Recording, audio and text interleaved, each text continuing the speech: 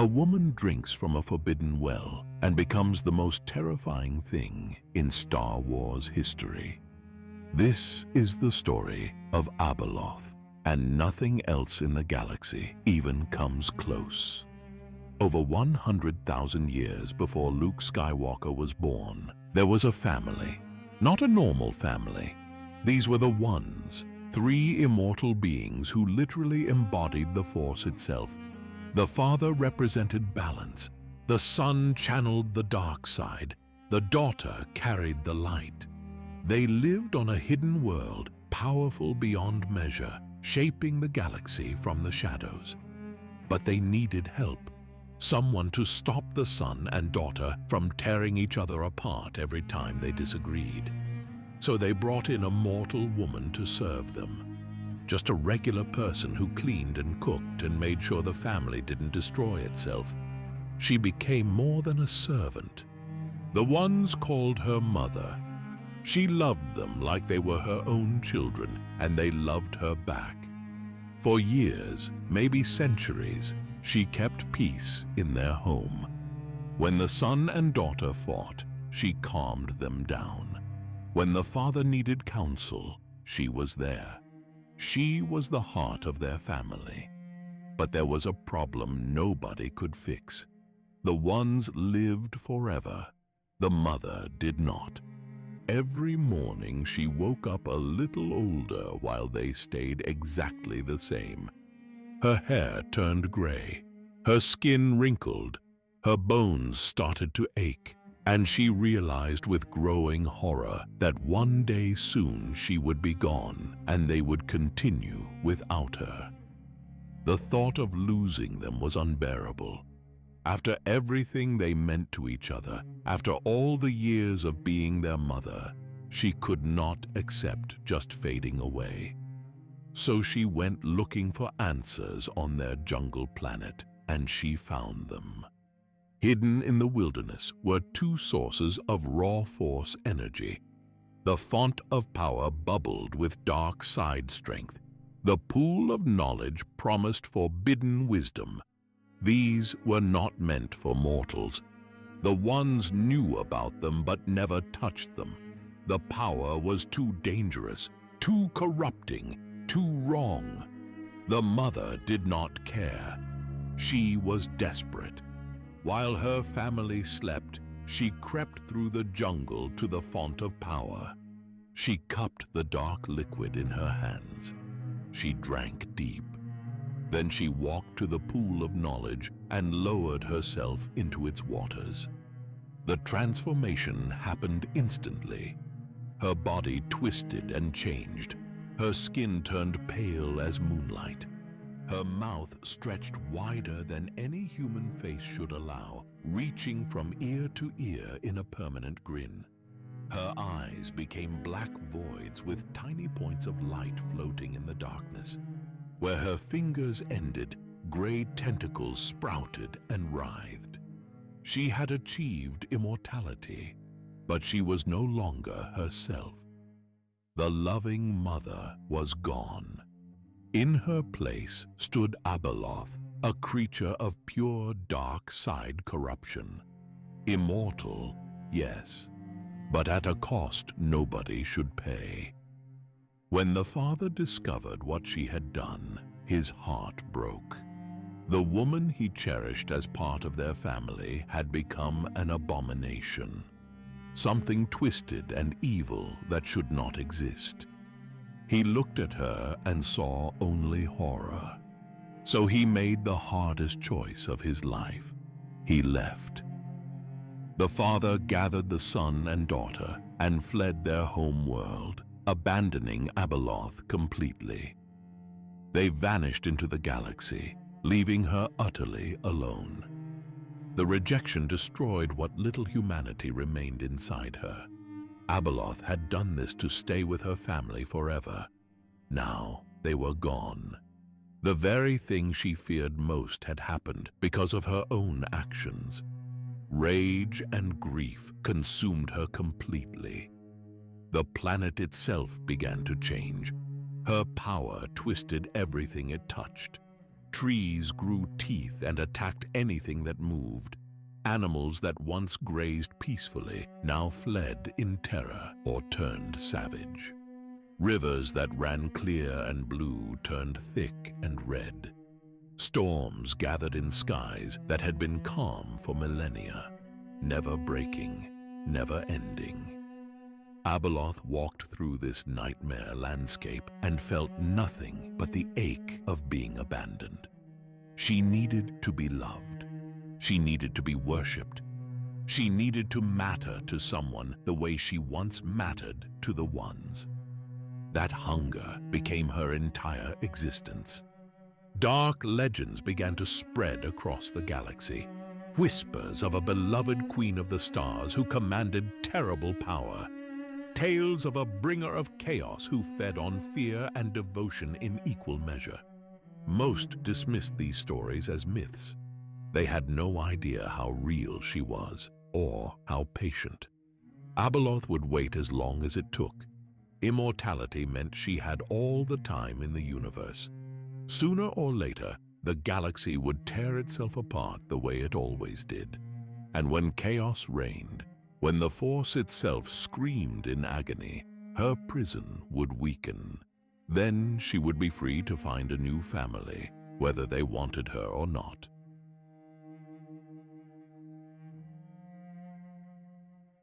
The Ones could not let Abeloth roam free. What she had become threatened everything in the galaxy, so they built her a prison that would last forever. But forever is a long time, and prisons do not always hold. The father knew they needed help. The son and daughter were powerful, but this required something beyond even their abilities. They needed builders, engineers who could reshape reality itself. So they turned to the Killiks. These insectoid beings served the ancient Celestials, working in perfect harmony through a hive mind that connected millions of individuals into one consciousness. When the Ones asked them to construct a prison for Abeloth, the Killiks accepted. They began building on a scale the galaxy had never seen. First came Centerpoint Station, a massive construct that could grab entire stellar objects and move them across space like toys. Some called it the World Puller. The Killiks programmed it with one purpose: collect black holes and arrange them around a single planet. The work took centuries. One by one, Centerpoint reached across the galaxy and dragged black holes into position. Dozens of them, each one a gravity well so intense that not even light could escape. They formed a cluster of death in space, all circling the jungle world where Abeloth waited. This cluster became known as the Maw, a region of space so dangerous that entering it meant certain destruction. The black holes created a cage of gravity that nothing could pass through. Not ships, not energy, not even the Force could easily penetrate those walls. By 100,000 years before the Battle of Yavin, the job was done. Abeloth's planet sat at the center of the Maw, completely isolated from the rest of the galaxy. Cut off, forgotten, alone.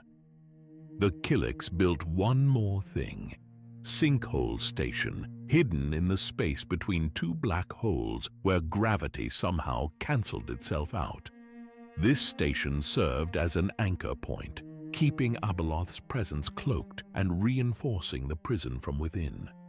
As long as it stood, she would remain trapped. The Ones left her there. They never visited, never checked on her. She was sealed away, and that was enough.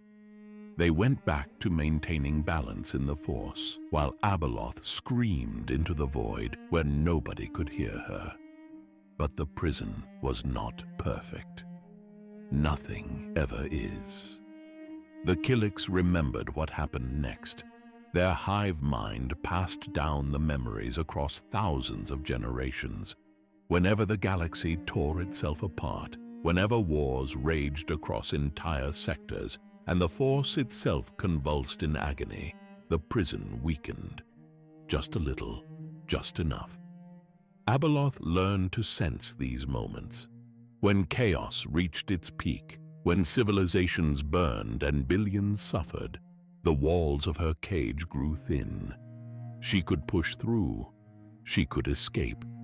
The first time it happened was during a war between two ancient species, the Gree and the Qua. Their conflict consumed entire star systems. Technology and force powers clashed on a scale that made the Clone Wars look small. And in the middle of all that destruction, Abeloth slipped free. She reveled in what she found. A galaxy tearing itself apart. Fear and hatred flowing through the Force like a river. She fed on it all. Entire civilizations that had nothing to do with the war suddenly found themselves facing a new horror. Something that moved through the darkness and left only ruins behind. Planets died and whole species vanished. Those who survived carved warnings into stone and metal. Symbols of writhing tentacles. Images of a woman with a mouth too wide and eyes too dark. These ruins scattered across the galaxy would remain for thousands of years, testament to her rampage. But the ones always came back. The son and daughter emerged from wherever they had hidden themselves. They fought Abeloth with the full power of the Force channeled through immortal beings. The battles reshaped planets. When it ended, the Killiks helped them drag Abeloth back to her prison and seal her inside once more. Then the cycle repeated. War would break out somewhere. The galaxy would bleed. Abeloth would escape. Civilizations would fall. The Ones would return and imprison her again. Over and over across tens of thousands of years. Eventually something changed. The Celestials disappeared. Nobody knows where they went or what happened to them. By 30,000 years before the Galactic Empire, they were simply gone.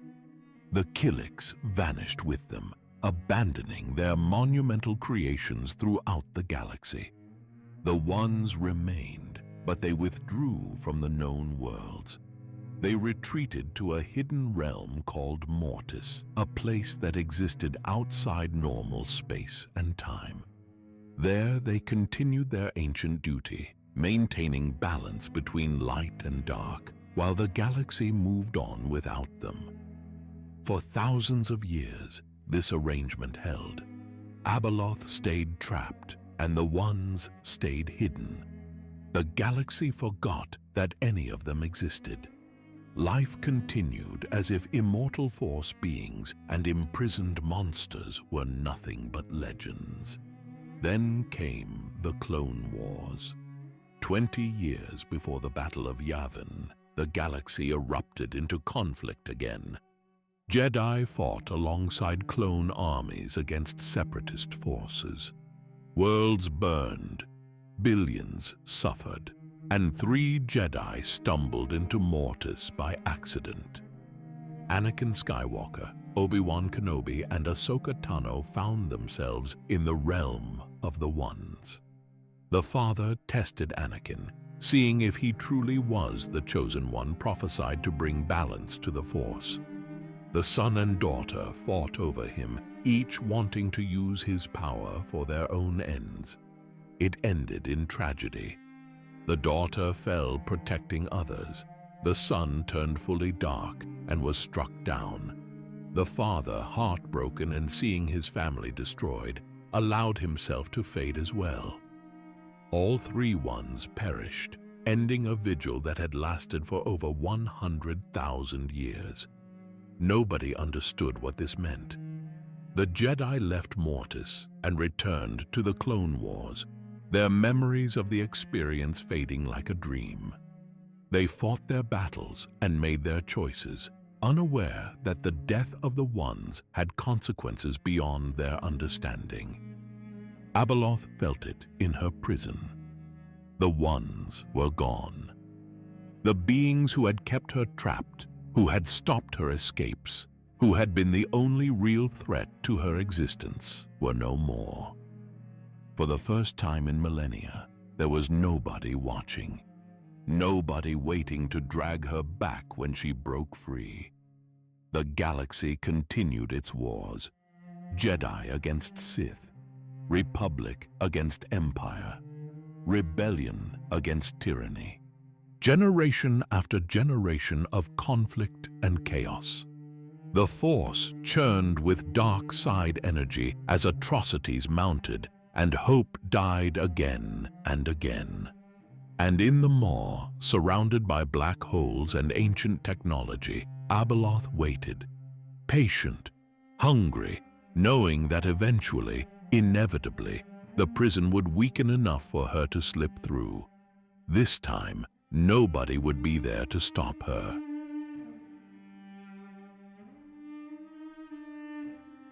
"30 years after the Emperor fell at Endor, Han and Leia's son went looking for answers.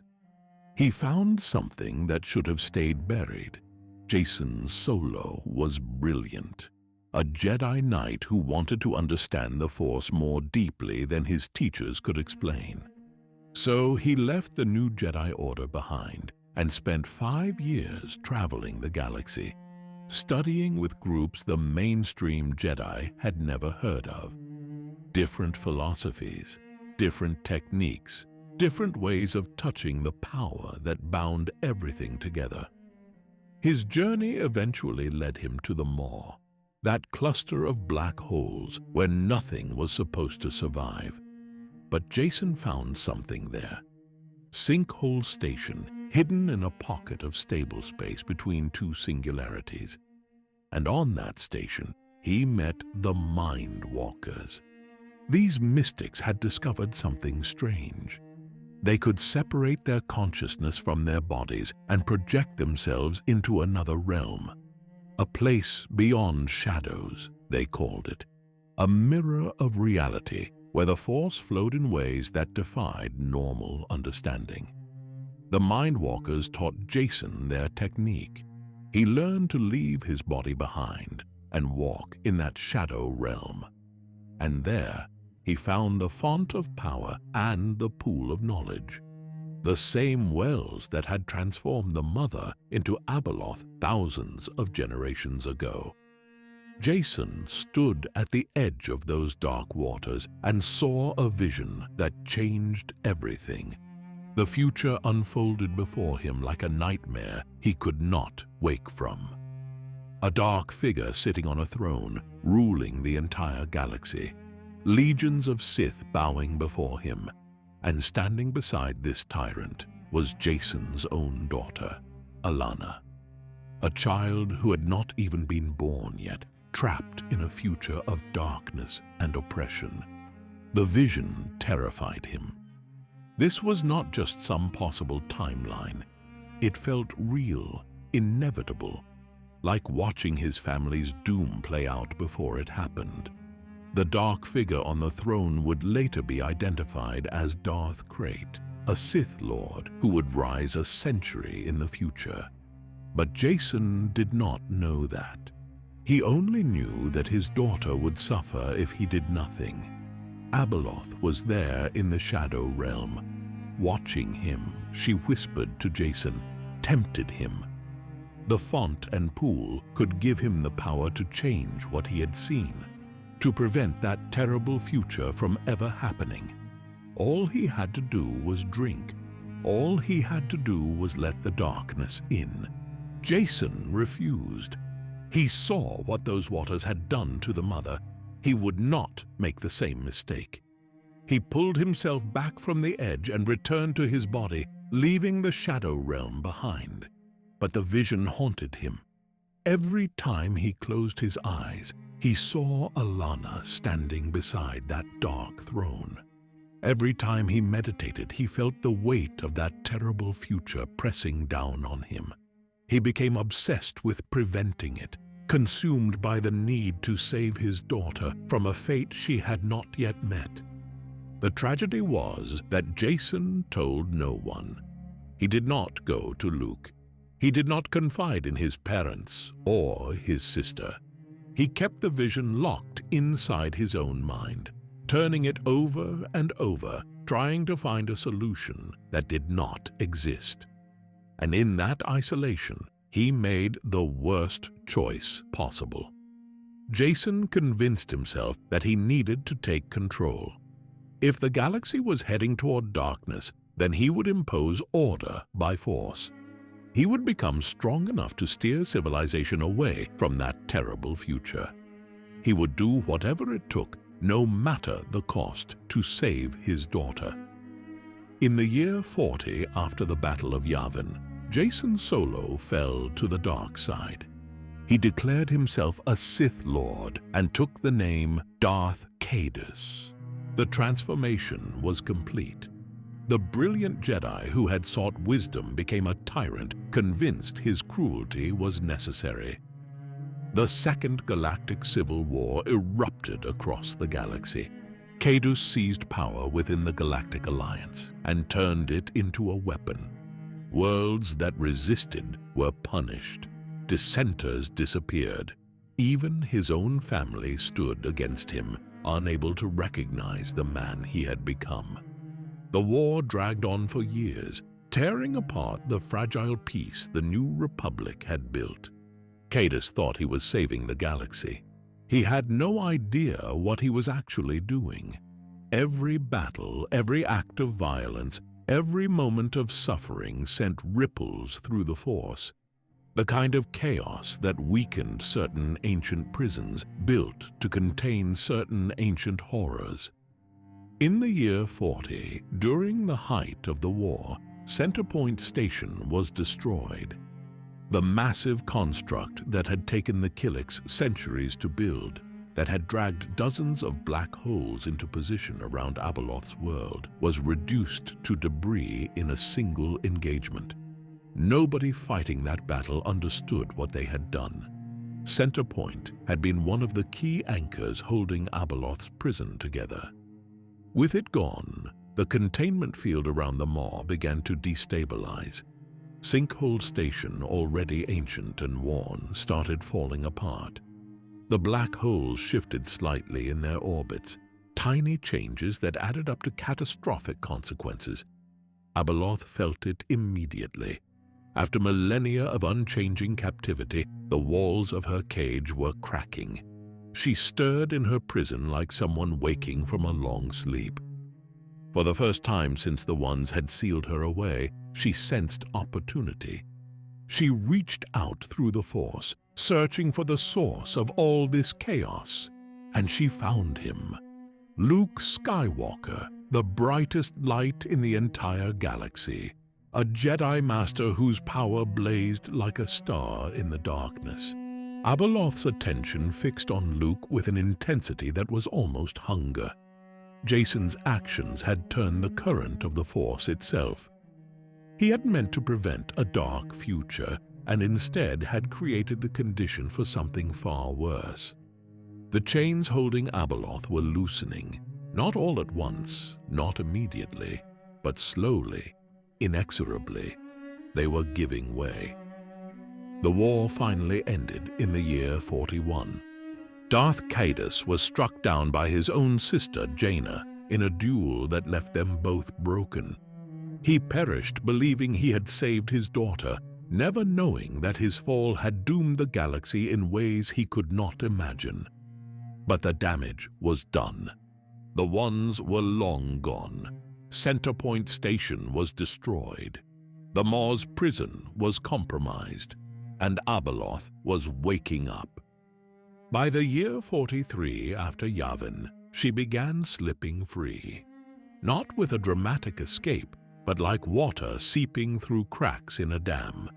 A little at a time, testing her boundaries, reaching out with tendrils of dark side energy to touch the minds of those strong in the Force. She sowed confusion wherever her influence spread. Jedi began having strange dreams, visions that made no sense. Some woke up screaming, unable to remember what had terrified them. Others felt a presence in the Force that should not exist, something old and hungry and wrong. The galaxy had no idea what was coming. They had just survived a civil war. They were rebuilding, trying to heal, believing the worst was behind them. They did not know that an entity imprisoned before their ancestors' ancestors were born had finally broken free. Abeloth was loose. The bringer of chaos had returned to a galaxy with no one left to stop her. And she was very, very hungry.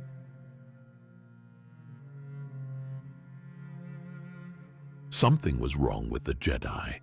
It started small. One night acting strange, then another, then more. By the time anyone realized what was happening, it was already too late. The year was 43 after the Battle of Yavin. Coruscant was still recovering from the Civil War. The Jedi Temple stood as a symbol of peace and order in a galaxy that desperately needed both. Then Valen Horn, a respected Jedi Knight, walked into his parents' home and attacked them. He looked at his mother and father and saw strangers wearing their faces. Imposters, he screamed. These were not his real parents. Something had replaced them with perfect copies. His family tried to calm him down, but Valen would not listen. He used the Force to defend himself, fighting with a strength and speed that shocked everyone who witnessed it. They managed to subdue him eventually, locked him up, tried to figure out what had gone wrong. Before they could find answers, it happened again. Gisela Horn, Valen's sister, then Seth Helen, then others, all of them young Jedi Knights. All of them suddenly convinced that the people around them were not real. The afflicted Jedi showed abilities they had never learned. One knight paralyzed guards with a Force technique he should not have known. Another moved so fast he became a blur. These were powers that only Darth Caedus had mastered. Powers that should have been lost when he fell. But somehow, these Jedi were using them. The pattern made no sense. The victims seemed random. Different ages, different backgrounds, different teachers. The only connection anyone could find was that they had all been children during the Yuuzhan Vong War. All of them had been hidden at a secret shelter to keep them safe from the invaders. A shelter that happened to be located near the Maw. Leia Organa Solo figured it out. She had always been gifted at seeing connections others missed. These Jedi had been touched by something when they were children. Something ancient and dark that had been reaching out from the Maw. An entity called Abeloth.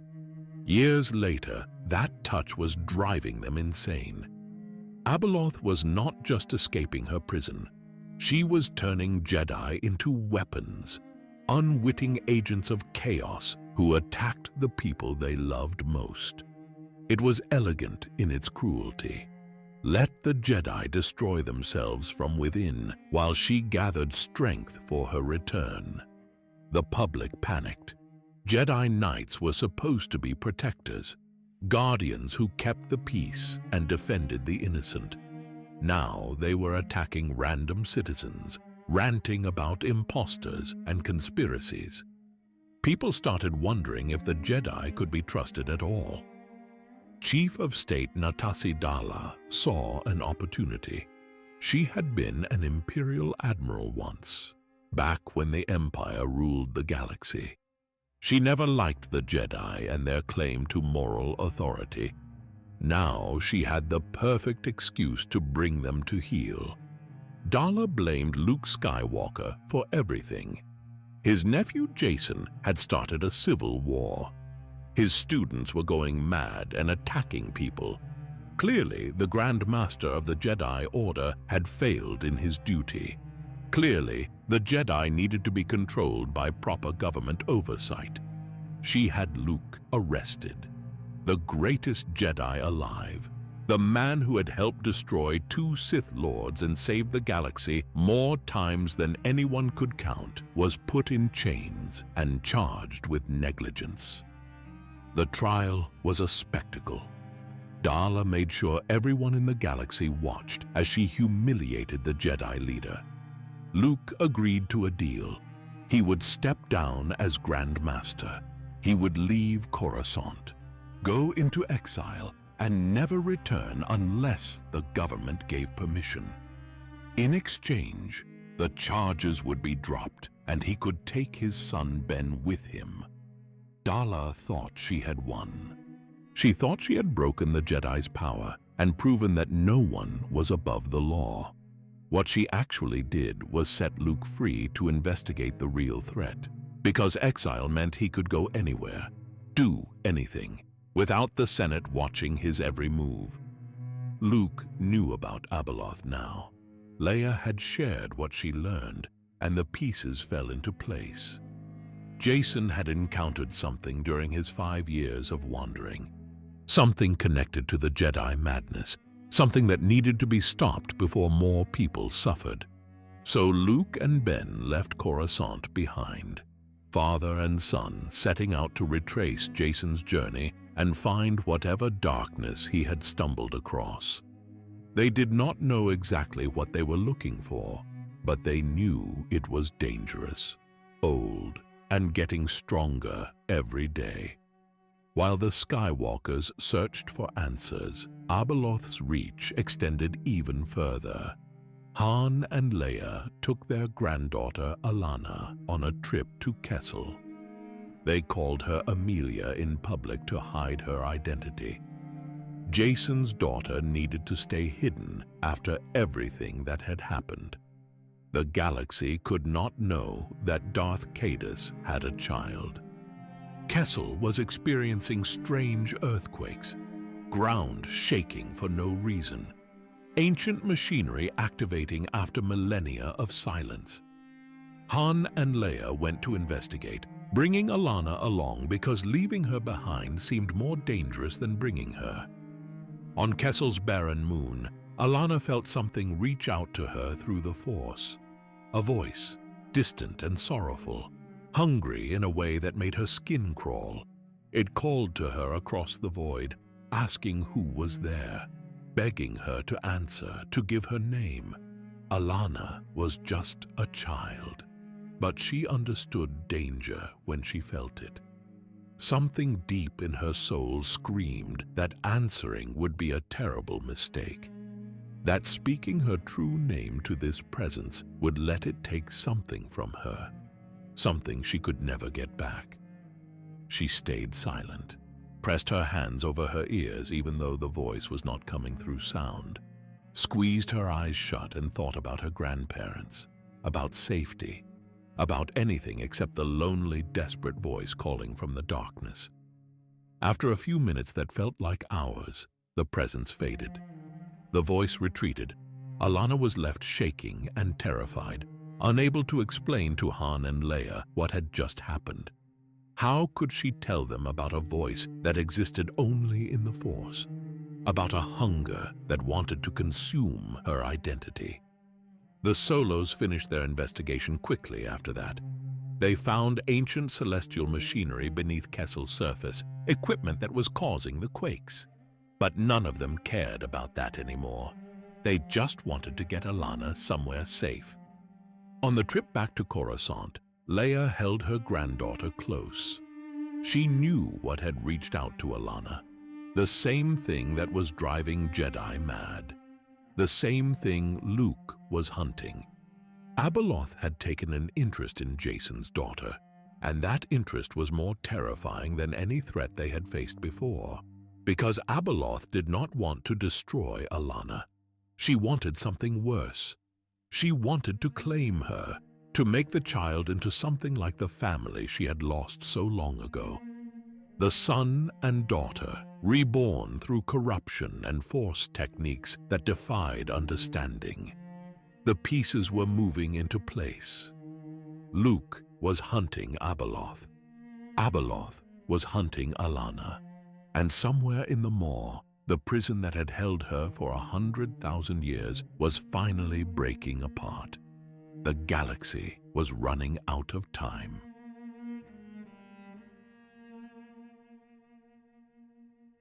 Luke and Ben Skywalker had a galaxy to search and no idea where to start. But they had one advantage. Jacen had been to the maw. He had encountered whatever was driving the Jedi mad. If they followed his path, maybe they could find answers. Their first stop was the Cathal Rift, home to the Aing-Ti monks. These mysterious beings understood the Force in ways that made traditional Jedi teachings look simple. They could teleport ships across space, shift through time, see possibilities that had not yet happened. The Aing-Ti gave Luke a device called the Codex, a tool that could detect major shifts in the Force across vast distances. Luke activated it, hoping to sense where Jacen had gone. What he did not realize was that using the Codex would announce his presence to everyone watching. His light side power rippled outward through the Force like a stone dropped in still water. Bright, unmistakable, impossible to ignore. Somewhere far across the galaxy, a hidden group felt that ripple and took notice. The lost tribe of Sith had been stranded on the planet Kesh for thousands of years, cut off from the rest of civilization by a crashed ship and bad luck. They had spent millennia building their culture in isolation, waiting for the day they could reclaim their place in the galaxy. That day had finally come in year 43 after Yavin. They had ships again, resources, and plans for conquest. When Luke's ripple washed over them, the Sith felt it like a bell ringing in the darkness. The legendary Luke Skywalker, the Jedi who had destroyed Emperor Palpatine, was using powerful Force techniques somewhere in the galaxy. The lost tribe began tracking him immediately, seeing an opportunity to eliminate their greatest potential enemy. But then they felt something else. Another call, deeper and darker than anything they had experienced. It came from the direction of the maw, pulling at them with an intensity that made the light side ripple seem like a whisper. This was pain and longing wrapped together, a summons that demanded obedience.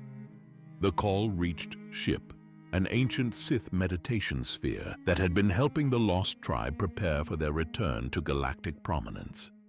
Ship was alive in ways that normal vessels were not. Programmed to serve dark side masters, loyal to the Sith for thousands of years.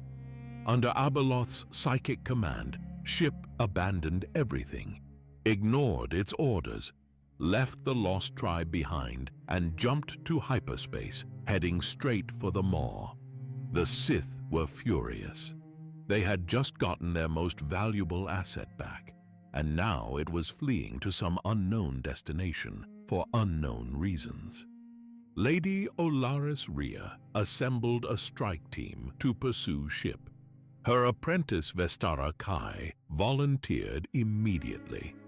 Vestara was young, barely older than Ben Skywalker, but talented and ambitious. This mission offered a chance to prove herself. If they found Luke Skywalker in the process and managed to eliminate him, even better. The lost tribe frigate Eternal Crusader followed Ship's trail into the maw. Dozens of black holes waited there like teeth in a cosmic mouth. Any mistake would mean instant destruction, but the Sith pressed forward, driven by duty and curiosity in equal measure. Meanwhile, Luke and Ben were making their own way into the maw. The Aing-Ti had given them cryptic guidance. The path of enlightenment runs through the chasm of perfect darkness. Luke believed this meant something lay hidden between the black holes where normal sensors could not detect it. He was right. They found a pocket of stable space amid the chaos. A rare zone where gravity somehow balanced itself out, creating a safe passage through the deadly cluster.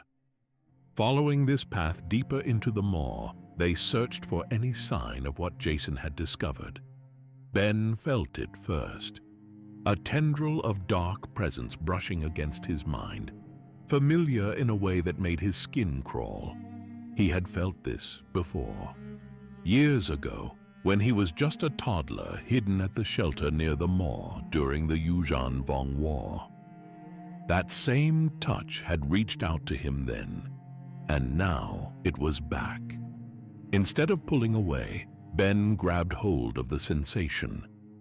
The dark presence tried to retreat, sensing it had been noticed, but Ben held on tight, using it like a thread to guide them forward. Through the labyrinth of black holes, past the point where any sane pilot would turn back, until they saw it. Sinkhole Station, an ancient construct hidden between two singularities, bathed in purple light from the surrounding nebula. It should not exist. The gravitational forces should have torn it apart millennia ago, but there it floated, impossible and real. Luke and Ben docked the Jade Shadow and boarded the station. The air inside felt wrong, heavy with a hunger that seemed to press against their minds. Abeloth's presence permeated everything, coiling around them like invisible smoke. She wanted eternal companionship, the Force whispered. She wanted them to stay forever. The Mind Walkers lived on Sinkhole Station, disheveled people who barely seemed to notice the physical world anymore. They had learned to project their consciousness beyond shadows, leaving their bodies behind to exist purely in the Force. They believed the material galaxy was an illusion, that only the realm beyond shadows was real. Among them was Qualo Mode, a Jedi Knight who had gone mad on Coruscant. The same psychosis that had struck Valen Horn and the others. Seeing him here confirmed what Luke suspected. Abeloth's reach extended far beyond this station. She had been touching minds across the galaxy for years. The Mind Walkers told Luke something crucial. The station's alarm systems had triggered 27 months ago, right after Centerpoint Station was destroyed during the Civil War. The containment field around the maw had been failing ever since. Abeloth's prison was breaking apart piece by piece. Luke realized they were running out of time. Abeloth was not just escaping. She was already free enough to drive people insane from a distance. If they did not find a way to stop her soon, the damage would spread beyond anyone's ability to contain. But some of the Mind Walkers were already too far gone. They served Abeloth now, whether they realized it or not. They tried to convince Luke to project himself beyond shadows, to see the truth for himself, to join them in eternal bliss. Luke knew a trap when he saw one. He and Ben needed to leave before the Mind Walkers could do something desperate. But as they prepared to depart, ship appeared near the station. And following close behind came the Eternal Crusader with its crew of Lost Tribe Sith. The Sith felt Abeloth's call stronger than ever as they approached. That same tentacle of need that Ben had grabbed onto was now trying to drag them down into the black holes, into eternal darkness. Abeloth whispered promises she would keep them safe, hold them close forever, never let them go. Vestara and her companions panicked. They had come hunting answers and found something that wanted to consume them. Their ship barely escaped the pull, diving toward a jungle planet at the center of the maw. Abeloth's homeworld, the place where she had been imprisoned for 100,000 years. They landed in a volcanic region, grateful to be on solid ground. But the planet felt wrong. The vegetation moved in ways plants should not move. Animals watched them with intelligence that bordered on malevolence. Everything here had been twisted by proximity to Abeloth's power. Master Yuvar Zal explored a cave system and found something horrifying. Fleshy cocoons pulsing with dark energy, tentacles that grabbed him and started pulling him deeper. The other Sith rescued him, cutting through the tendrils with their lightsabers. They heard something slither away into the darkness. Then they met her, a woman, slim and pale with honey gold hair and gray eyes. She appeared harmless and apologetic, said she had been stranded on this planet for years and desperately needed help getting home. Vestara did not trust her. Something about the woman felt wrong. But Lady Rhea saw no threat in this castaway. They decided to bring her along, at least until they found ship and could leave this cursed place. None of them realized they were walking with the very thing they had come to find. Abeloth had taken human form, hidden her true nature behind a pleasant smile and grateful words. She was going to use them to escape the Maw, and she was going to make them regret ever answering her call.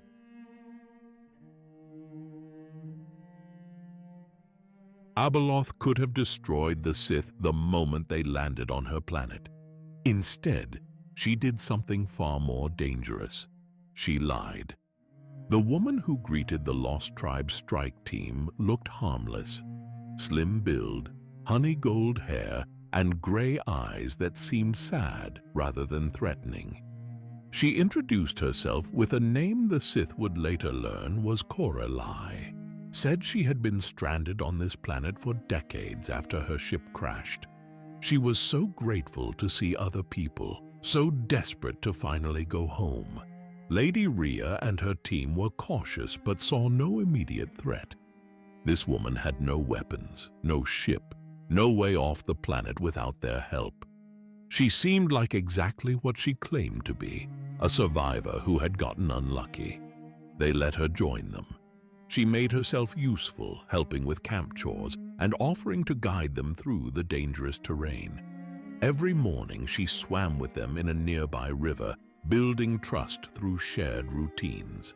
She laughed at their jokes, listened to their stories, became part of the group. Vestara noticed something strange. The planet's plants were aggressive, thorns that reached out to grab passing Sith, vines that moved with predatory intent. But whenever the woman was nearby, the vegetation stayed still, like it was afraid or waiting for orders. The others dismissed Vestara's concerns. She was young, paranoid, seeing threats where none existed.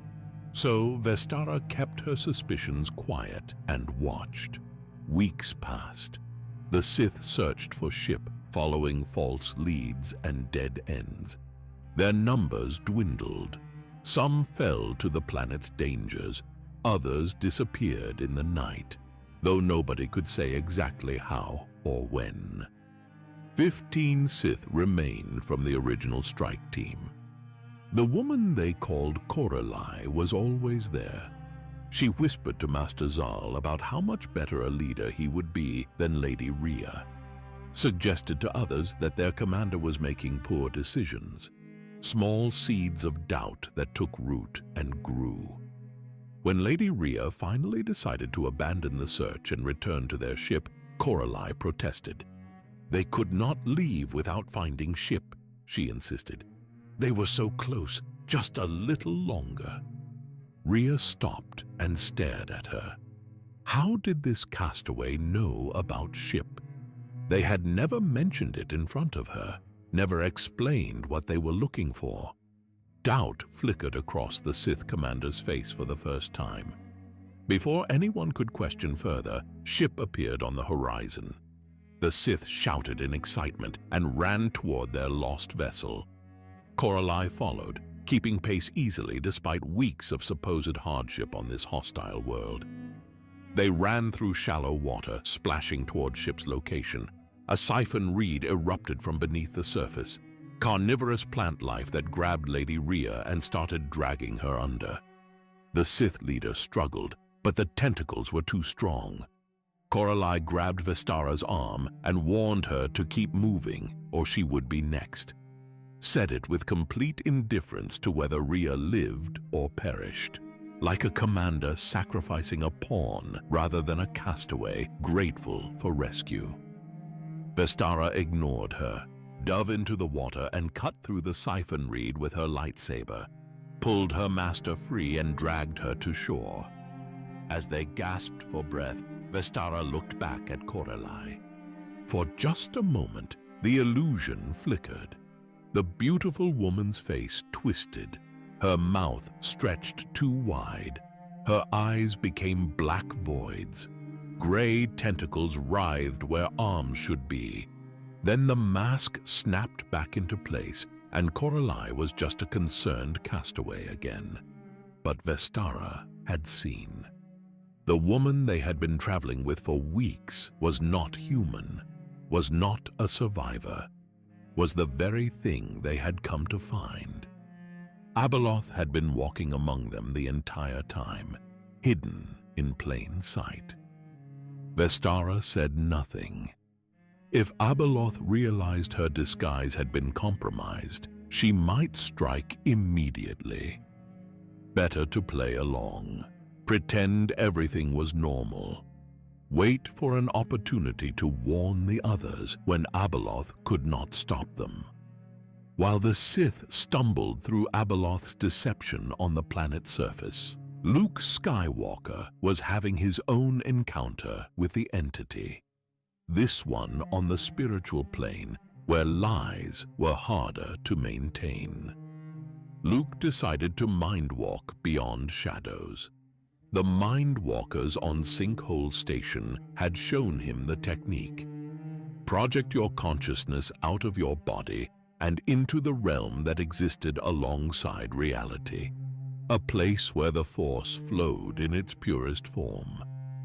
Two mind-walkers guided him. They led Luke's spirit across the boundary between worlds until he stood at the font of power, the same well where the mother had drunk so long ago, where she had transformed into Abeloth. She was waiting for him, not in human form, not hiding behind pleasant smiles and false gratitude. Her true self revealed in all its horror. Short, withered arms that ended in long gray tentacles. A mouth that stretched impossibly wide, reaching from ear to ear in a grin that promised madness. Hair like draping tendrils that moved with a life of their own. Eyes that were black voids with tiny points of light floating in the darkness. One of her cold, wet tentacles slithered around Luke's leg. He felt it invading his body, not physically, but deeper, touching something inside him that should never be touched. A chilling emptiness spread from the contact point, threatening to hollow him out from within. She whispered his name. The voice sounded familiar, like Mara, like his wife who had been gone for years, calling him home, asking him to stay, to never leave, to be with her forever. Luke nearly gave in. The loneliness he had carried since Mara's passing rose up like a wave. He wanted to believe, wanted to think his wife had somehow survived and was calling him back. But he knew better. Mara was gone. Whatever wore her voice was not her. Luke wrenched himself away from Abeloth's grasp. She vanished into mist, denied the prize she had been reaching for. The Mind-Walkers confirmed what Luke already suspected. Jacen had stood in this same place, faced this same temptation, and refused it just as Luke had. The difference was that Jacen never told anyone, never warned the Order about what lurked in the maw. His silence had allowed Abeloth to keep working in secret. Luke pushed further into the realm beyond shadows. He crossed the Lake of Apparitions, where spirits of the departed drifted like morning fog. There he met people he had lost. His son Anakin, who fell fighting the Yuuzhan Vong. His wife Mara, appearing as herself this time, rather than Abeloth's imitation. Mara's spirit begged him to turn back, said the Lady in the Mists was one of the old ones, something from before the Republic, before the Jedi, ancient and dangerous in ways that transcended normal understanding of the Force. Even Jacen's ghost appeared, Darth Caedus, still bearing the marks of his fall to the dark side. He gave Luke cryptic advice, said there was time to see for himself, but offered no clarity on what that meant or how Luke should proceed. Despite the warnings, Luke pressed on. He needed to understand what they were facing, needed to know if Abeloth could be stopped. The Mindwalkers betrayed him. They had been serving Abeloth all along, luring Luke deeper into the realm beyond shadows where she could trap him permanently. They sabotaged his body's life support back on Sinkhole Station, tried to cut the connection between his physical form and his projected consciousness. Ben noticed something was wrong. His father had been in a trance too long. The Mindwalkers were acting suspicious. Ben grabbed Luke's spirit and yanked it back to his body with pure, desperate strength. They fled Sinkhole Station as the Mindwalkers tried to stop them.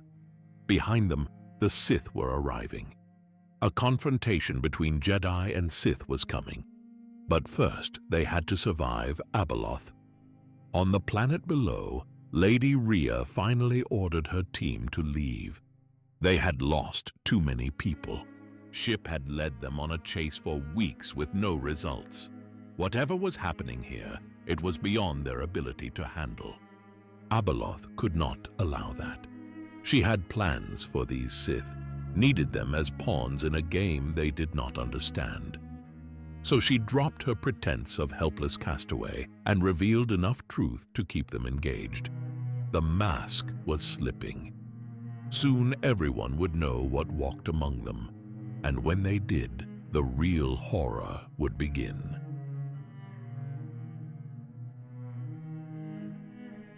Luke and Ben escaped Sinkhole Station and headed for Dathomir, following the only lead they had. The Sith followed them, still hunting. What happened next should have been impossible. Jedi and Sith working together. The confrontation on Dathomir was chaos. Night Sisters attacking from the shadows. Sith trying to capture or eliminate the Skywalkers. Local dangers threatening everyone equally. By the time the dust settled, most of the Sith strike team was neutralized, and Vestara Kai was Luke's prisoner.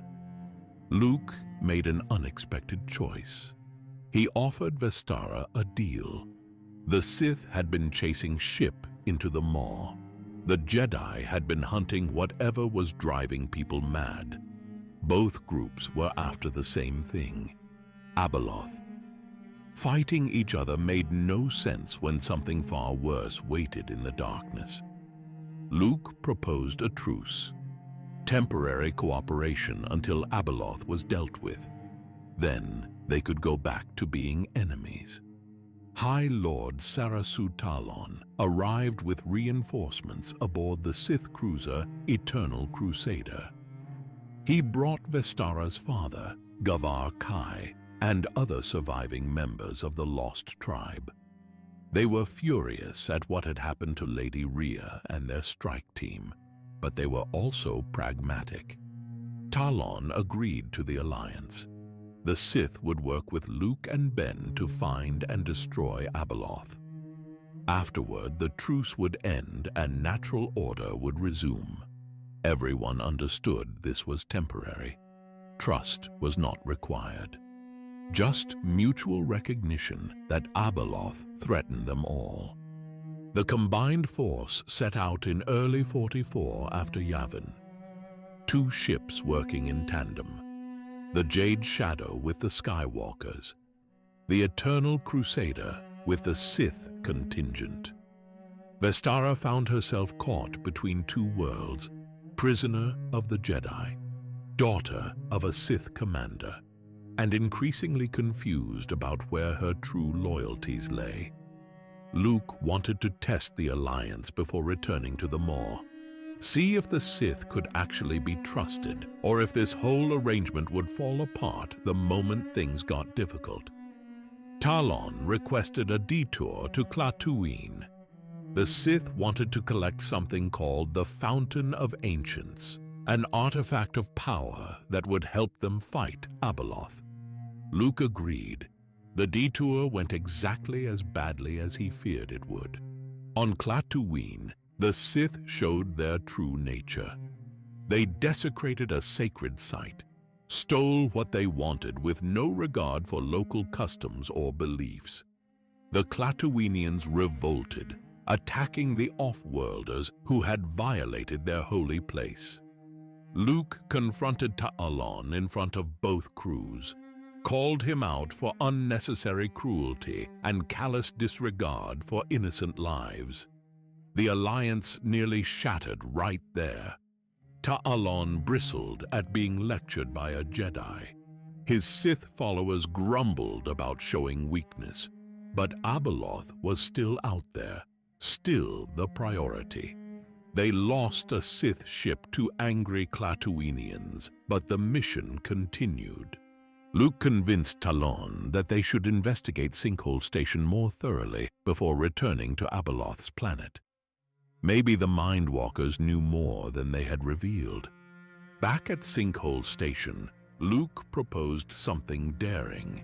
He would guide a small group beyond shadows to search for Abeloth in the spirit realm. If she was hiding there, they might be able to locate her true position. Talon volunteered immediately. So did Gavar Kai and a Sith scientist named Captain Liha Fal. Luke led them across the boundary between worlds, into the realm where consciousness existed without physical form. They crossed the Lake of Apparitions, that eerie expanse where spirits drifted like fog on water. Abeloth struck without warning. Pale purple hands erupted from the lake and grabbed Captain File. She screamed as they dragged her under. Not her body, because her body was back on the station. Her soul, her very essence, ripped apart and consumed by something that should not exist. The remaining Sith were terrified. This was power beyond anything they understood, death that transcended the physical. Fal was simply gone, erased. No body to bury, no spirit to join the Force, just nothing.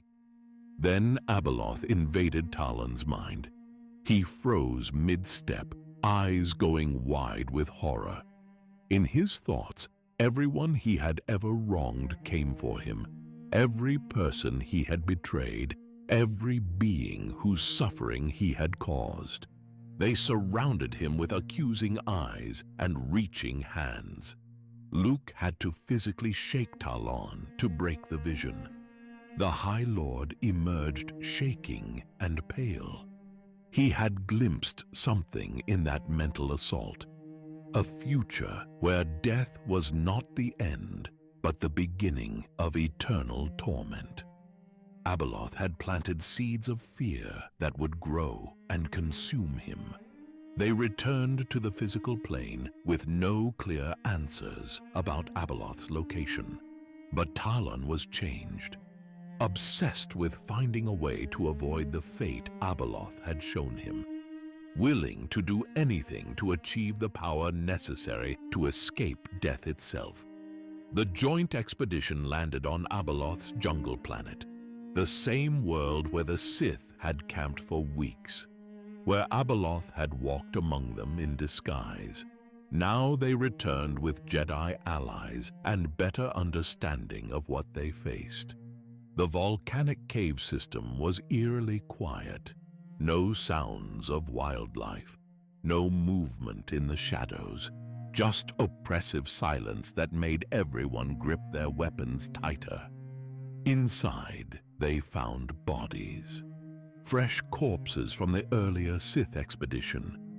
People who had disappeared in the night now revealed as victims of something far worse than the planet's natural dangers. In a courtyard deeper in the cave, they discovered what appeared to be Abeloth's body, draped in blood-soaked robes, still and lifeless. Talon posted guards over it while Gavar Kai built a pyre for the fallen Sith. Ben Skywalker examined the body closely. Something felt wrong.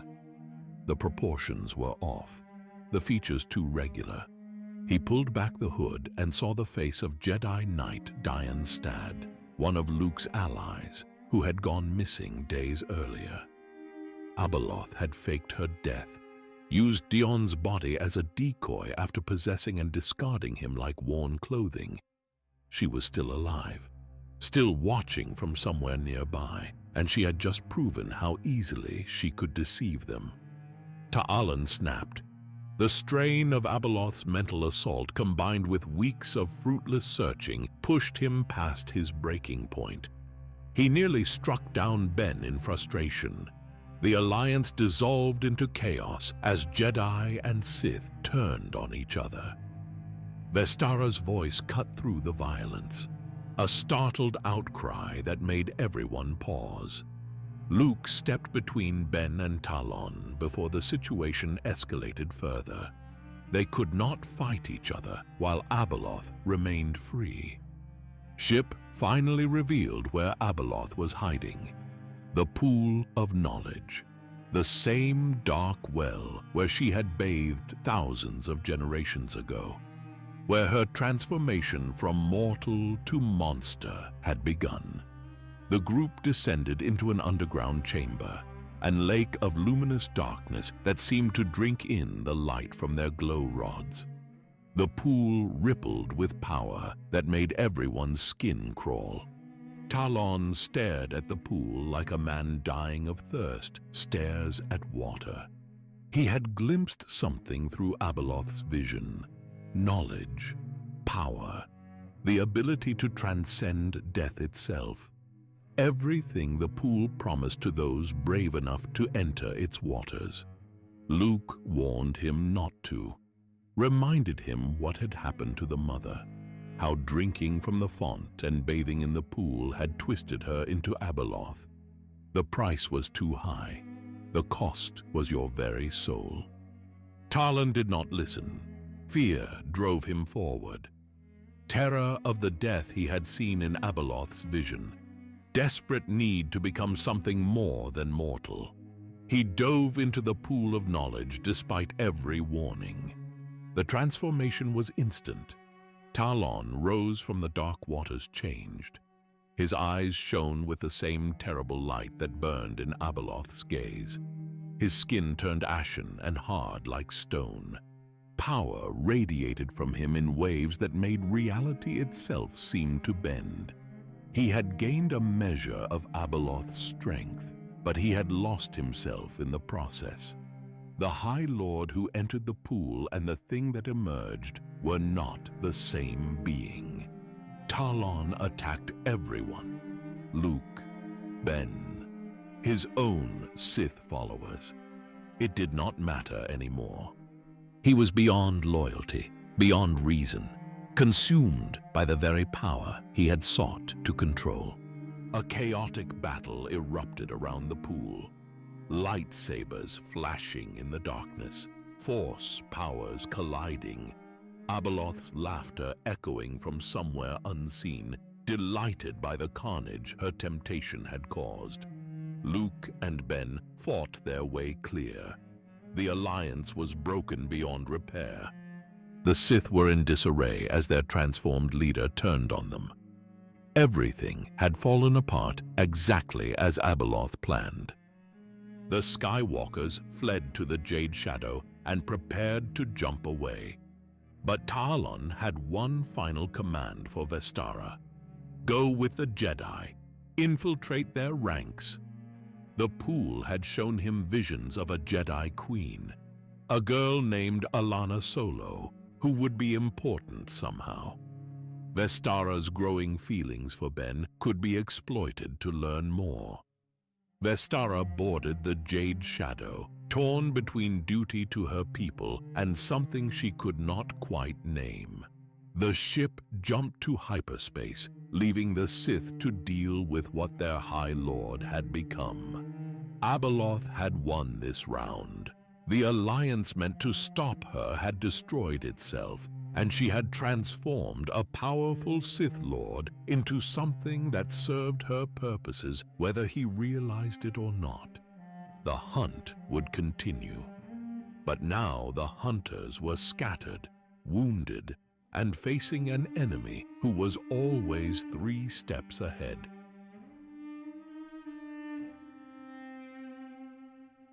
High Lord Talon was changing. The pool of knowledge had given him power, but that power came with a price. His body was transforming in ways that caused constant agony. Skin hardening, eyes burning with unnatural light. Every moment felt like being torn apart and rebuilt wrong. He convinced himself that Luke Skywalker might know how to stop the changes. The Jedi had encountered Abeloth before. Maybe he understood how to reverse what the pool had done. So Talon pursued Luke to a planet called Pydyr, home to a pacifist force sect known as the Falanasi. The Falanasi wielded something called the White Current, a way of manipulating reality through illusion and perception rather than raw power. Their leader was a woman named Akana Norand, someone Luke had known years ago when they were both younger and the galaxy felt less complicated. Luke reached Pydyr first and warned the Falanasi about Abeloth, told them what was coming, what they were all facing. But by the time Talon's Sith force arrived, something felt wrong about the planet. Gavar Kai noticed it immediately, a smell in the air, fetid and rotten like the jungle world where they had camped for weeks. The same smell that clung to Abeloth's presence. She was already here, already working her deceptions among people who specialized in illusion. Abeloth had possessed Akana, taken over the Falanasi leader's body, and worn her like a disguise. Through Akana, she wove an elaborate lie using the White Current. She created the illusion of a deadly plague sweeping across Pydyr. People saw their neighbors falling sick, watched loved ones waste away. The terror was palpable and completely false.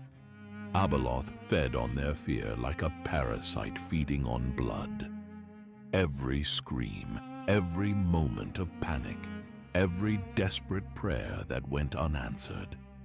She absorbed it all and grew stronger.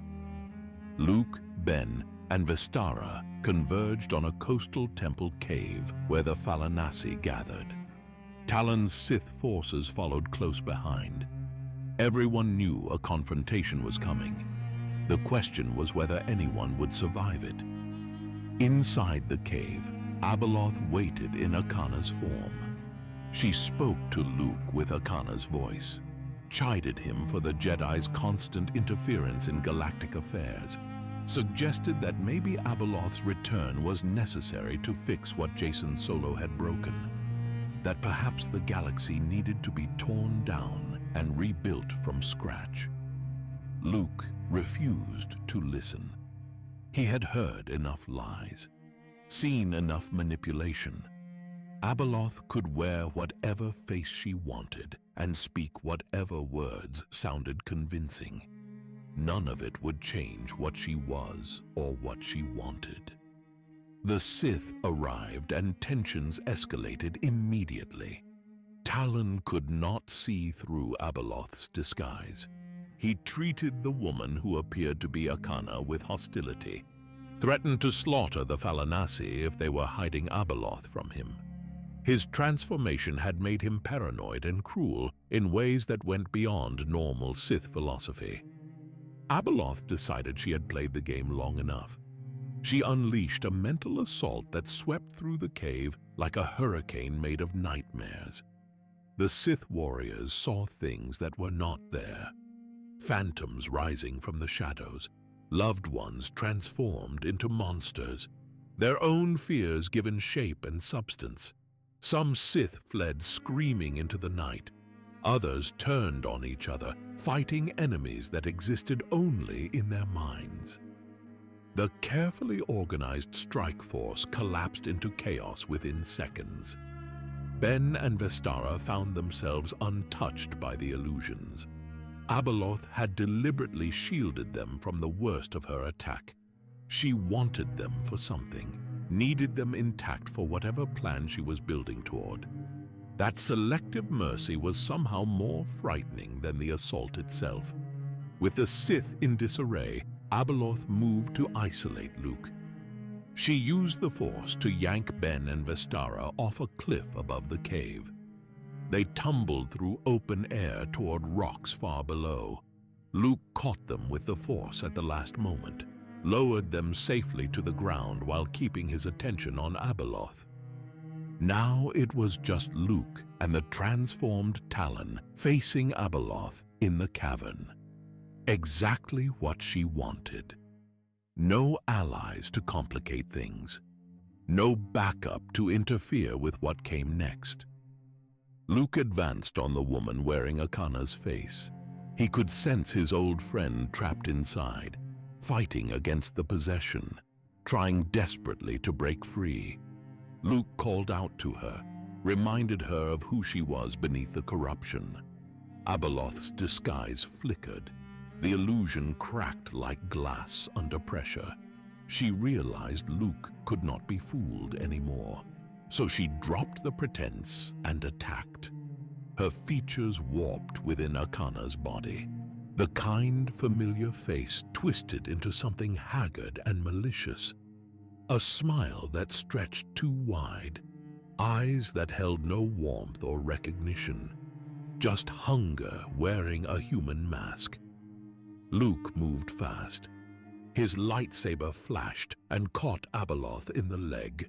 She screeched in a dozen voices at once, not just Akana's voice, but others layered underneath. People she had consumed over the millennia, all of them screaming together.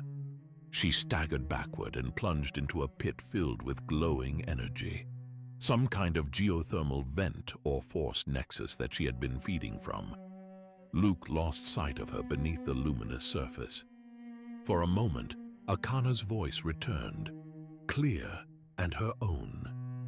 She looked at Luke with recognition and asked forgiveness for not understanding sooner what was happening, for not being strong enough to resist. Luke had no time to offer comfort. Abeloth surged back out of the pit in her true form, not hiding behind Akana's features anymore. Just the monster revealed in all its horror. Short, withered arms ending in gray tentacles, mouth stretching impossibly wide, hair like living tendrils that writhed with independent motion. Luke drove his lightsaber through her, cut a vicious path up through her body. Abeloth howled and collapsed. Akana's body fell separately, lifeless now that the possession had ended. The woman Luke once knew was gone. Another casualty of Abeloth's eternal hunger. For the first time, Luke Skywalker had struck down Abeloth, watched her apparent form perish under his blade. It should have felt like victory. Instead, it felt hollow and incomplete because Abeloth's dark essence did not dissipate. It slithered away like smoke escaping through cracks. And moments later, she reappeared. Not as Akana this time, as Callista Ming, another woman from Luke's past. Another person he had cared about, who Abeloth had absorbed years earlier. She spoke with Callista's voice, taunted Luke that she had more bodies than he could ever destroy, that every avatar he struck down was just another form she could abandon and replace. She was not bound to flesh the way mortals were. She could jump between hosts like someone changing clothes. Then she vanished, escaped Pydyr entirely while Luke and Ben regrouped and checked on the survivors. The battle was over, but nothing felt resolved.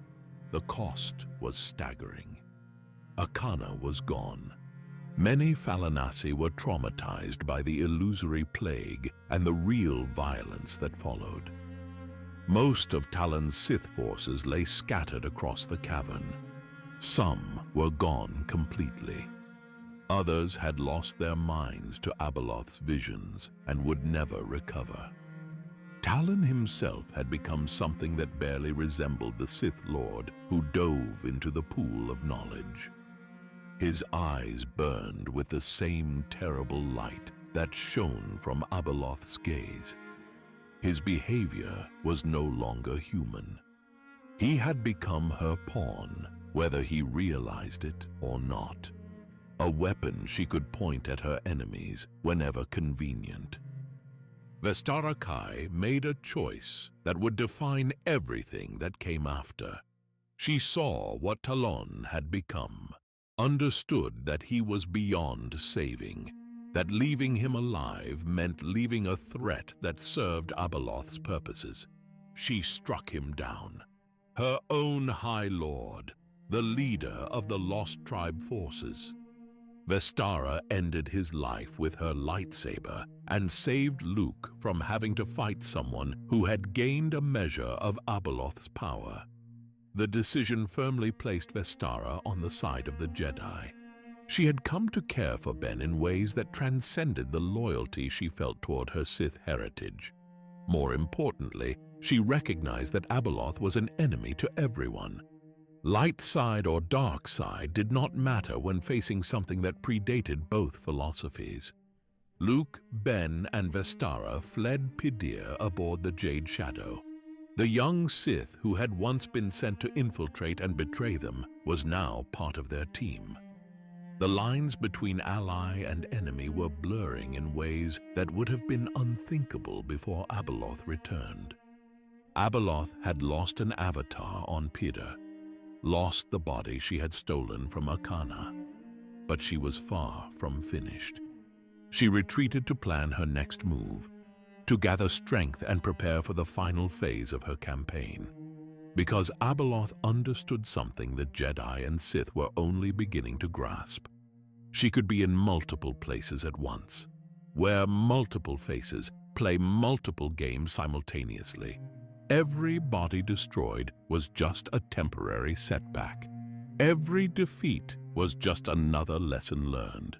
The galaxy was running out of time to stop her, and she was just getting started.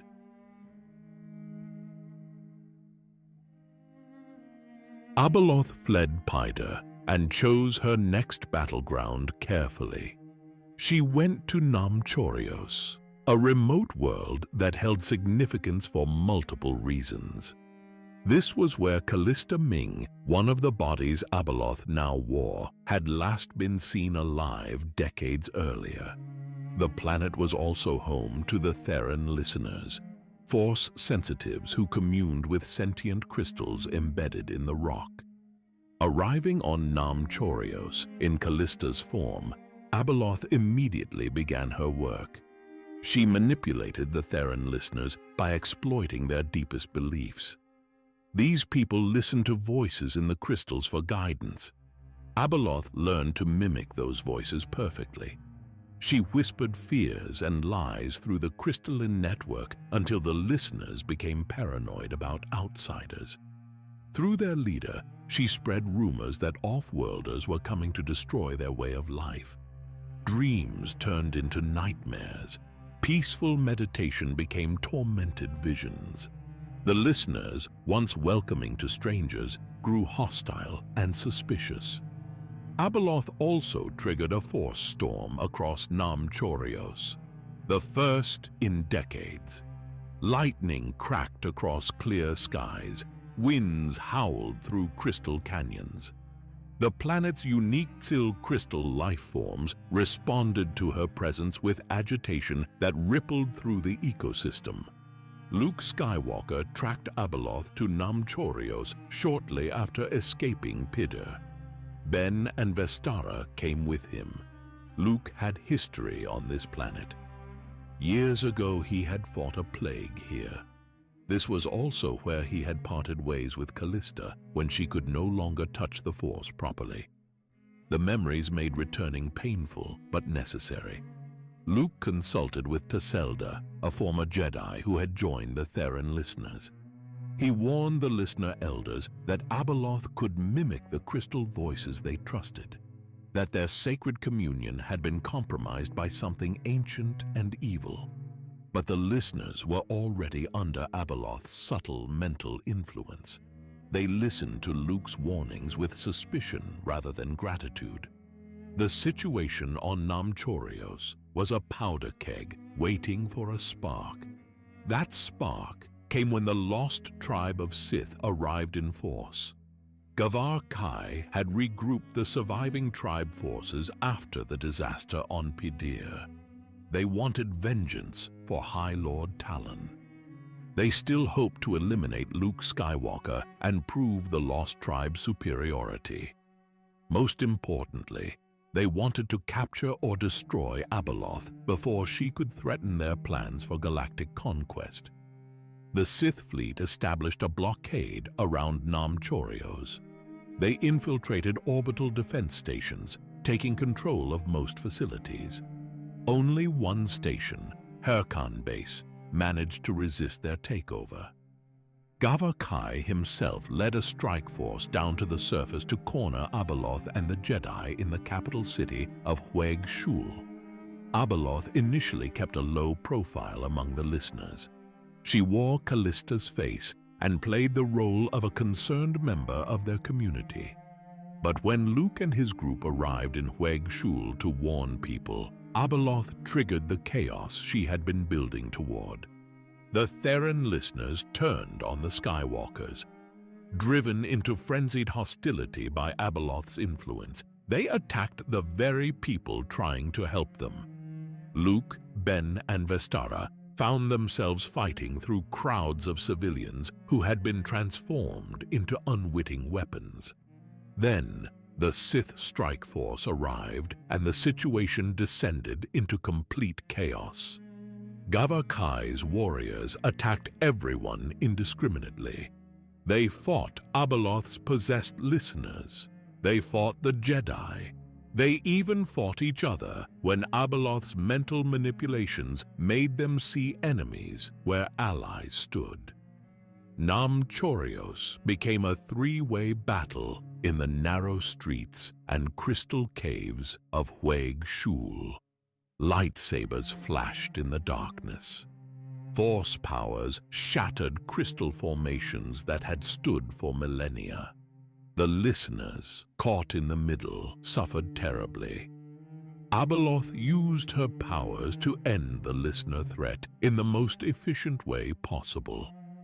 She reached through the Force and pushed the entire community from their waking nightmares into sudden, unnatural sleep. Hundreds of people collapsed where they stood. Some fell mid-attack. Others dropped their weapons and crumpled like puppets with cut strings. They were neutralized but alive, exactly as Abeloth intended. The battle continued in orbit as well. The Sith fleet tried to maintain their blockade and prevent Abeloth from escaping the planet. But the Jedi had reinforcements of their own arriving. Jaina Solo, daughter of Han and Leia, led a stealth squadron of X-Wings into the Nam Chorios system. Lando Calrissian flew with her, the old smuggler turned general, proving he still had what it took. They caught the Sith fleet by surprise and struck hard at their capital ships. The space battle crippled the Sith blockade. Ships that had been coordinating the ground assault suddenly had to defend themselves from snub fighters weaving through their formations. The carefully planned operation fell apart as captains made desperate decisions to save their vessels. On the surface, Luke finally confronted Abeloth directly. She stood before him wearing Callista's face and speaking with Callista's voice. Tried to manipulate him emotionally by reminding him of everything they once meant to each other. The love they shared, the future they could have had if circumstances had been different. Luke had steeled himself for this moment. He knew Callista was not truly there. Just Abeloth wearing her like a costume, using his memories as weapons against him. He refused to fall for the manipulation again. The confrontation became physical. Abeloth tried to overpower Luke with raw force strength. When that failed, she attacked with lightning and telekinesis. Luke defended himself while searching for any trace of the real Callista buried beneath Abeloth's possession. Ben and Vestara joined the fight. Together, the three of them worked to reach Callista's consciousness, to give her the strength to push back against the entity controlling her body. It was delicate work. One wrong move, and they might destroy Callista completely while trying to save her. Callista's spirit responded. Deep inside, she had been fighting Abeloth's control for years, trapped in her own body while something else wore it like a disguise. Now, with help from outside, she found the strength to resist. The real Callista surfaced briefly, her eyes cleared, and she looked at Luke with recognition and relief. She spoke in her own voice, not the twisted mockery Abeloth had been using. Said goodbye, thanked him for freeing her. Then she helped push Abeloth's essence out of her body with one final effort. Abeloth's influence was expelled violently. The dark presence that had been wearing Callista like a second skin tore away and fled. Callista Ming's body collapsed, finally at peace. Her soul became one with the Force, no longer trapped by Abeloth's possession. The Callista avatar was destroyed, another major defeat for Abeloth. Another host body lost, but she escaped Nam Chorios by dispersing into an incorporeal form, fleeing the planet before Luke and his allies could finish what they started.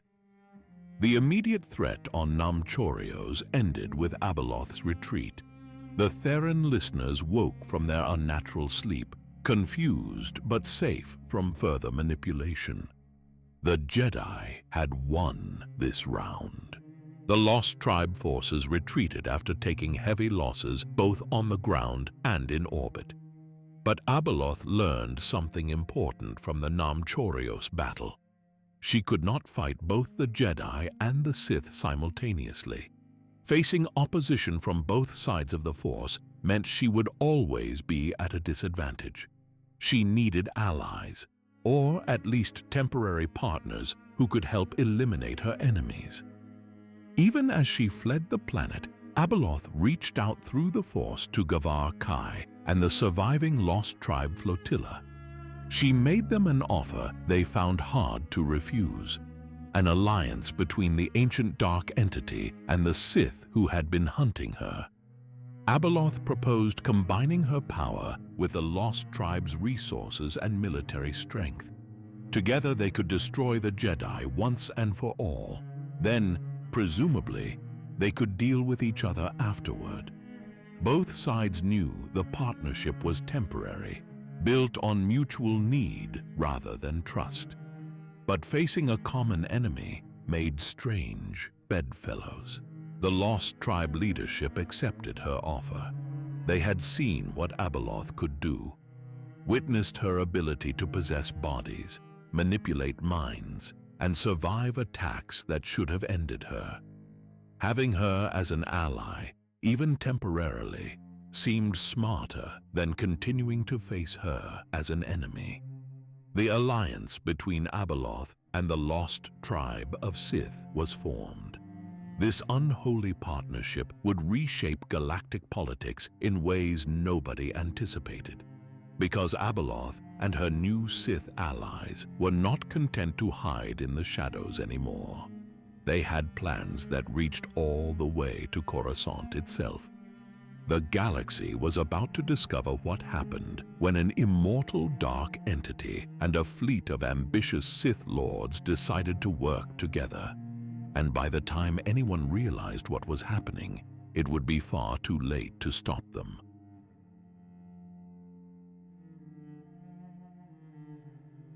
The alliance between Abeloth and the lost tribe of Sith was doomed from the start. Neither side trusted the other. Both were waiting for the right moment to strike. That moment came sooner than anyone expected. Abeloth traveled to Kesh, the hidden homeworld where the lost tribe had built their civilization over thousands of years. She was supposed to meet with Grand Lord Darish Vol and formalize their partnership.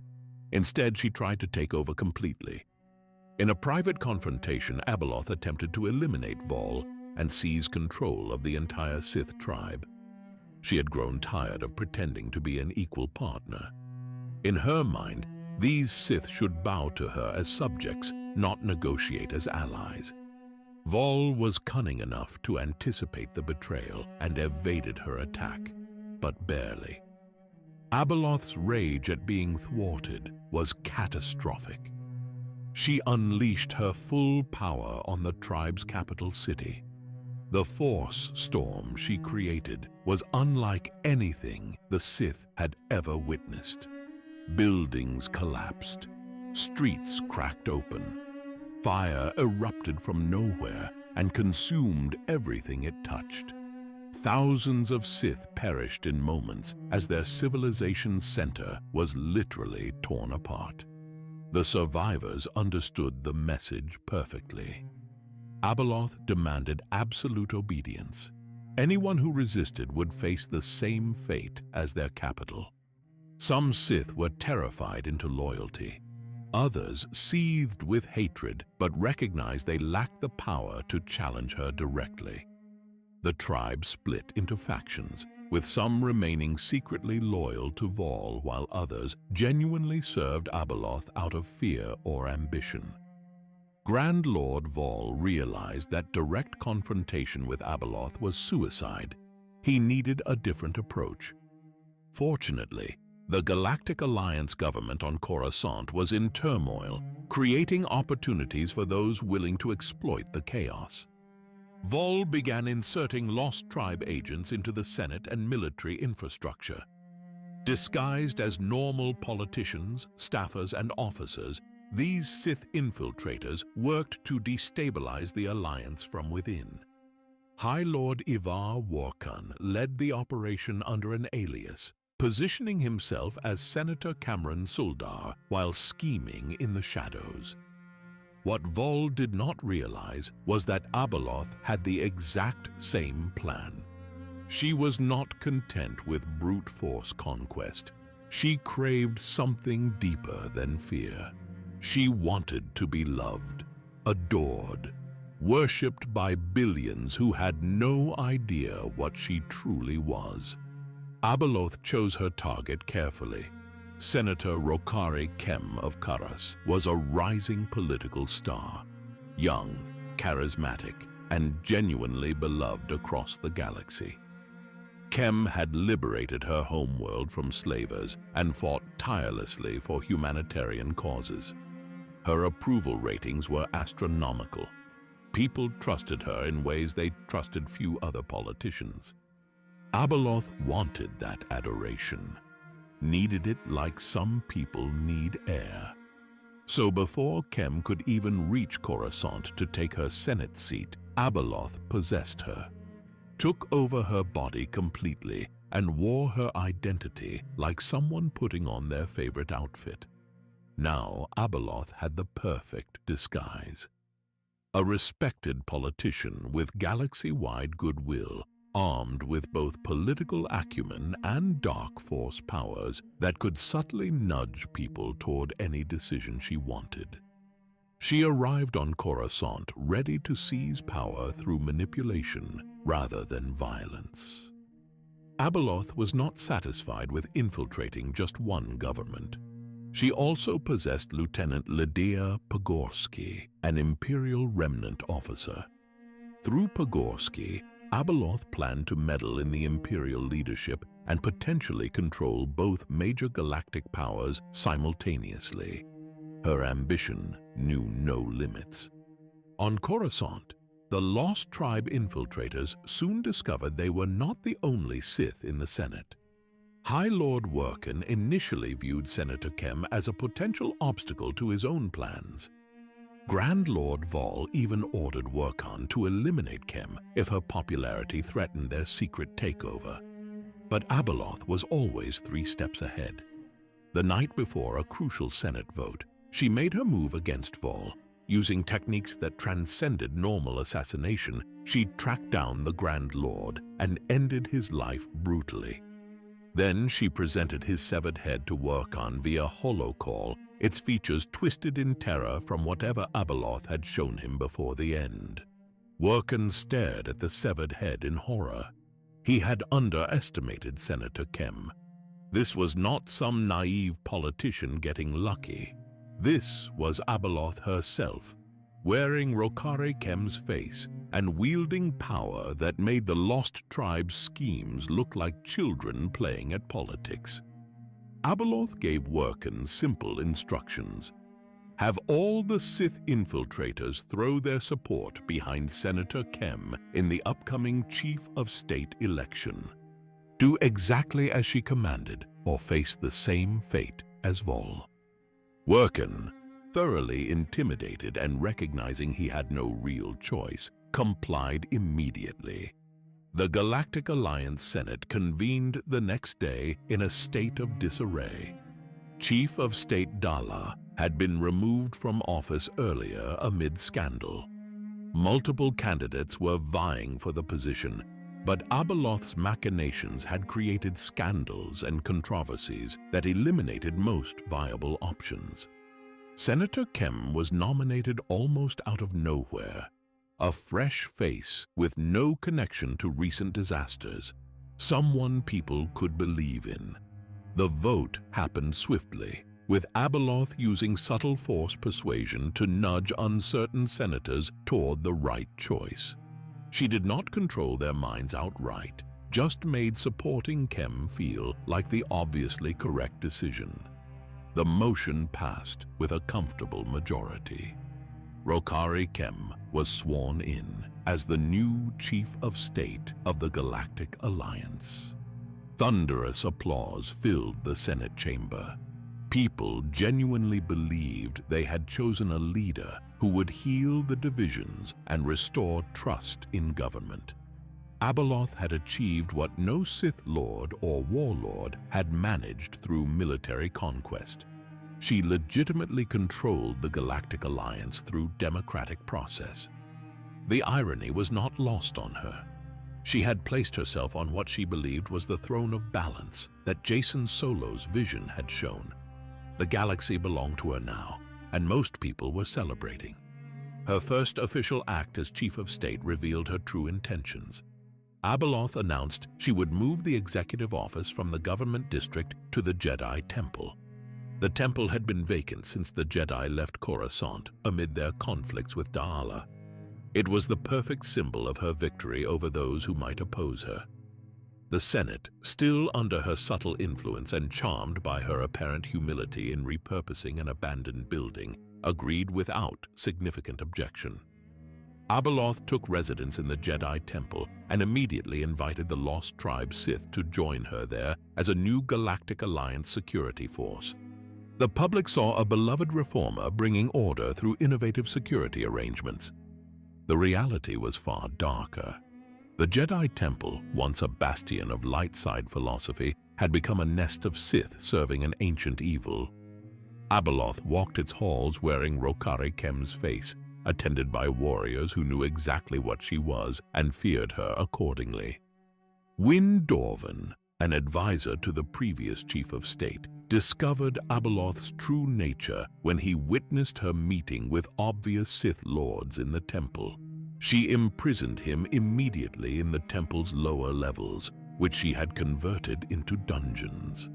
For over a month, Dorvan was interrogated and tormented by Lady Coralai, one of Abeloth's Sith allies who had been with her since the jungle planet. Abeloth used Dorvan as an unwilling advisor when she needed to maintain appearances of normal governance. She would bring him up from the dungeons, force him to provide counsel on political matters, then send him back down when his usefulness ended. It was psychological torture disguised as consultation. She also dealt with potential threats to her rule. Admiral Dala, still detained after her removal from office, was freed at Abeloth's order, but compelled to leave Coruscant immediately. Abeloth did not want rivals around who might recognize something wrong with the new chief of state. Better to exile them than risk exposure. Lieutenant Pydyr, the imperial officer Abeloth had possessed, became part of a parallel scheme.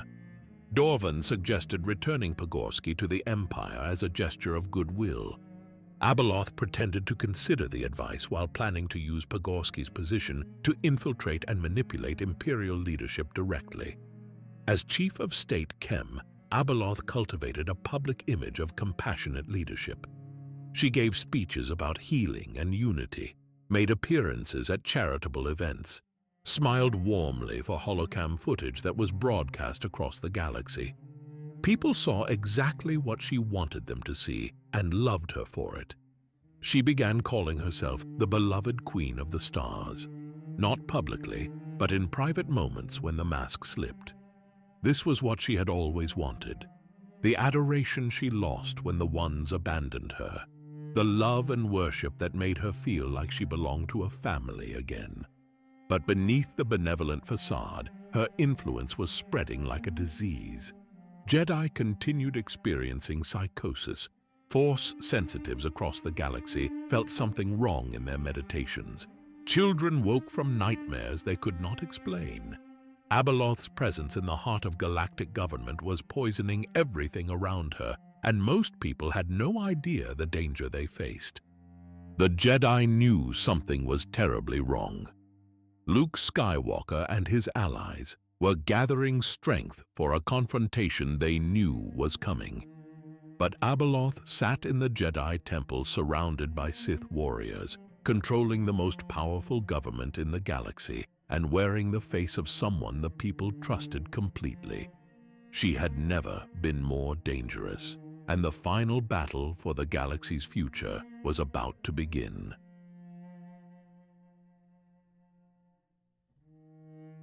Controlling the Galactic Alliance was not enough for Abeloth.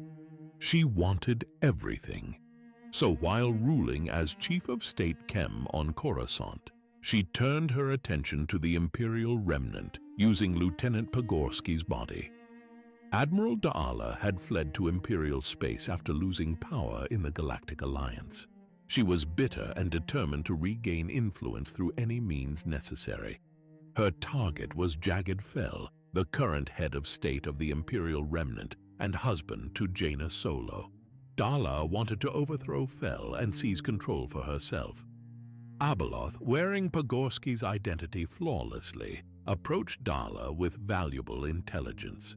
She claimed to have risked her life slipping through Fel's blockade to deliver secret updates about his military deployments and political strategies. Dala was impressed by the young officer's apparent courage and dedication. Abeloth promised to help Dala topple Jagged Fel and take control of the Imperial Remnant. She had resources and connections that could make the difference between failure and success. Dala, though naturally suspicious, recognized an opportunity when she saw one.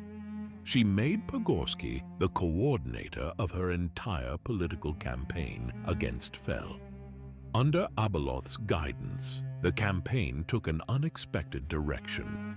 Instead of a military coup, Abeloth convinced Da'ala to force Fel into agreeing to a public election for the position of Emperor. It was a gamble based on the theory that Da'ala's populist appeal could defeat Fel's stricter leadership style in a democratic contest. Abeloth played both sides masterfully. She fueled mistrust among the Imperial Moffs who supported Fel, weakening his political base from within. At the same time, she bolstered Dala's ambitions by providing intelligence that made the former admiral look prescient and well-informed. Both camps believed Pogorsky was working in their best interests. While orchestrating this political theater, Abeloth established a secret base on Hagamor III, an isolated mining moon far from prying eyes. This was her private sanctuary where she could drop the disguise and indulge her true nature without witnesses. People at the Hagamor III base began disappearing. Crew members would report for shifts and never return. Their colleagues assumed desertion or accidents in the dangerous mining operations. The truth was far worse. Abeloth was feeding on them, consuming their life force to sustain the multiple avatars she maintained across the galaxy. When no one was watching, the monster beneath Pogorsky's face emerged to hunt. The disappearances eventually drew attention from an unexpected source. Tahiri Vela, a Jedi who had fallen from grace and faced trial for actions during the Civil War, escaped custody and followed clues left in the Force. She sensed something profoundly wrong connected to the Imperial Remnant's political chaos. Tahiri tracked the disturbance to Hagamor III and began investigating the secret base. She found a terrified Imperial technician who revealed that Lieutenant Pogorsky was not human. The man had seen things that haunted his nightmares, watched Pogorsky's face split open into something with too many teeth, heard voices that came from everywhere and nowhere at once. Tahiri prepared to confront Abeloth directly, but she knew she could not win alone. She set up a live holocam feed to broadcast whatever happened next and alerted Jagged Fel's forces to the base's location. If she could keep Abeloth distracted long enough, Fel's fleet could destroy the facility from orbit with Abeloth inside. At the same time, bounty hunter Boba Fett arrived on Hagamor III for completely unrelated reasons. He was hunting scientists involved in developing illegal nanoweapons. Pure coincidence brought him to the same location where Abeloth had established her lair. Sometimes fate works in mysterious ways. Tahiri entered the laboratory at the heart of the base and found Abeloth in the middle of feeding. The entity appeared as a grotesque, fiery apparition surrounded by flowing rivers of Force energy that she drew into herself like someone drinking from a fountain. Her voice echoed inside Tahiri's head without using sound.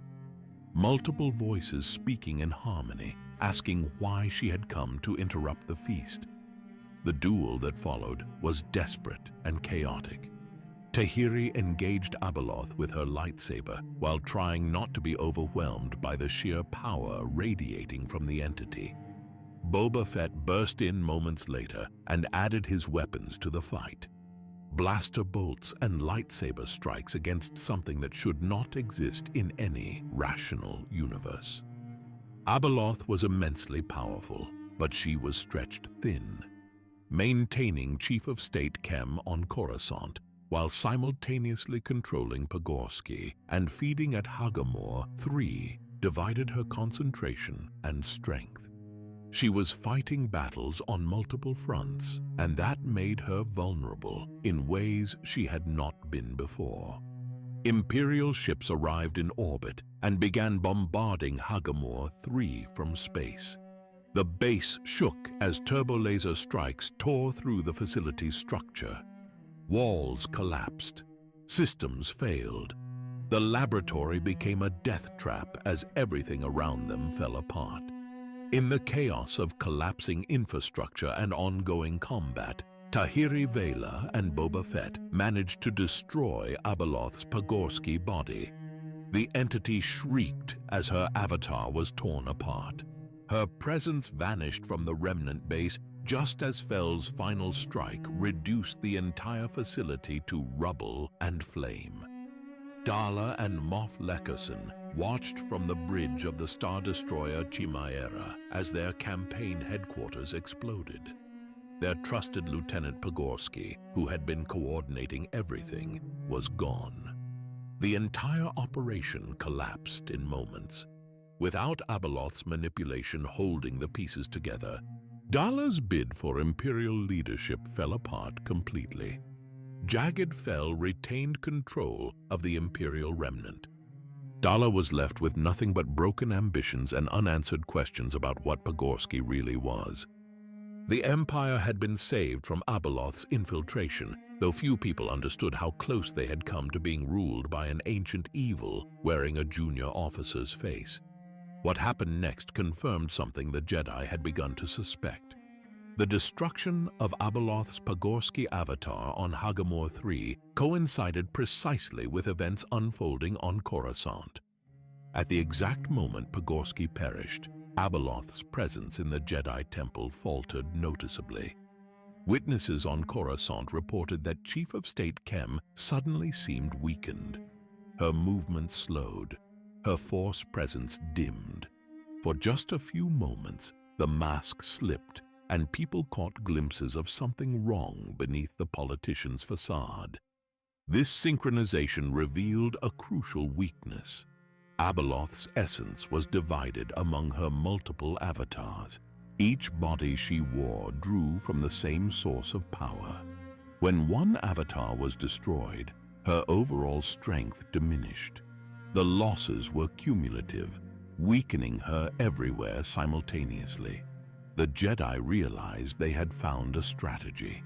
To truly defeat Abeloth, they needed to attack multiple avatars at once, drain her strength on all fronts until she could no longer maintain any of her disguises. It would require coordination and timing that seemed almost impossible to achieve. But it was their only hope.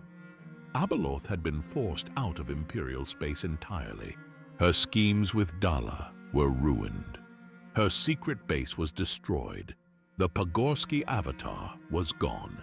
But she still controlled the Galactic Alliance as Chief of State Kem, surrounded by Sith warriors in the Jedi Temple.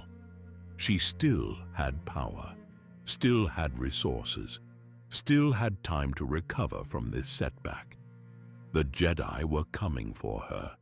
Luke Skywalker and his allies were gathering their forces for a final confrontation. The lost tribe Sith who served her were beginning to wonder if they had made a terrible mistake by allying with something they could not control. Even her devoted followers felt the cracks forming in her power. The noose was tightening around Abeloth's remaining avatars. The galaxy was waking up to the threat hiding in plain sight, and the final battle for Coruscant was about to begin.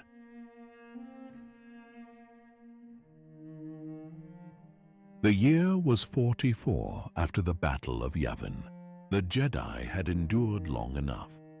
Abeloth sat on Coruscant wearing the face of a beloved politician, surrounded by Sith warriors in the temple that was supposed to be their home. It was time to take it back. Saba Sabatine, a Barabel Jedi Master serving as acting Grand Master while Luke was away, rallied the Jedi for an assault. They gathered allies from across the galaxy, loyal Galactic Alliance forces who recognized something was wrong with their government. Even Jagged Fel brought Imperial ships to support the attack from orbit. Everyone understood this was the moment that would decide the galaxy's future. Abeloth knew they were coming. Her foresight in the Force showed her the assault before it happened. She could have fled or prepared defenses. Instead, She welcomed the confrontation with arrogance born from millennia of existence. She saw this as an opportunity to eliminate the Jedi in one decisive battle and feed on the terror of billions watching their heroes fall. She and High Lord Wurkan, still disguised as Senator Suldar, concentrated all Sith forces and Sith-controlled troops inside the Jedi Temple. They turned the sacred building into a fortress and a trap.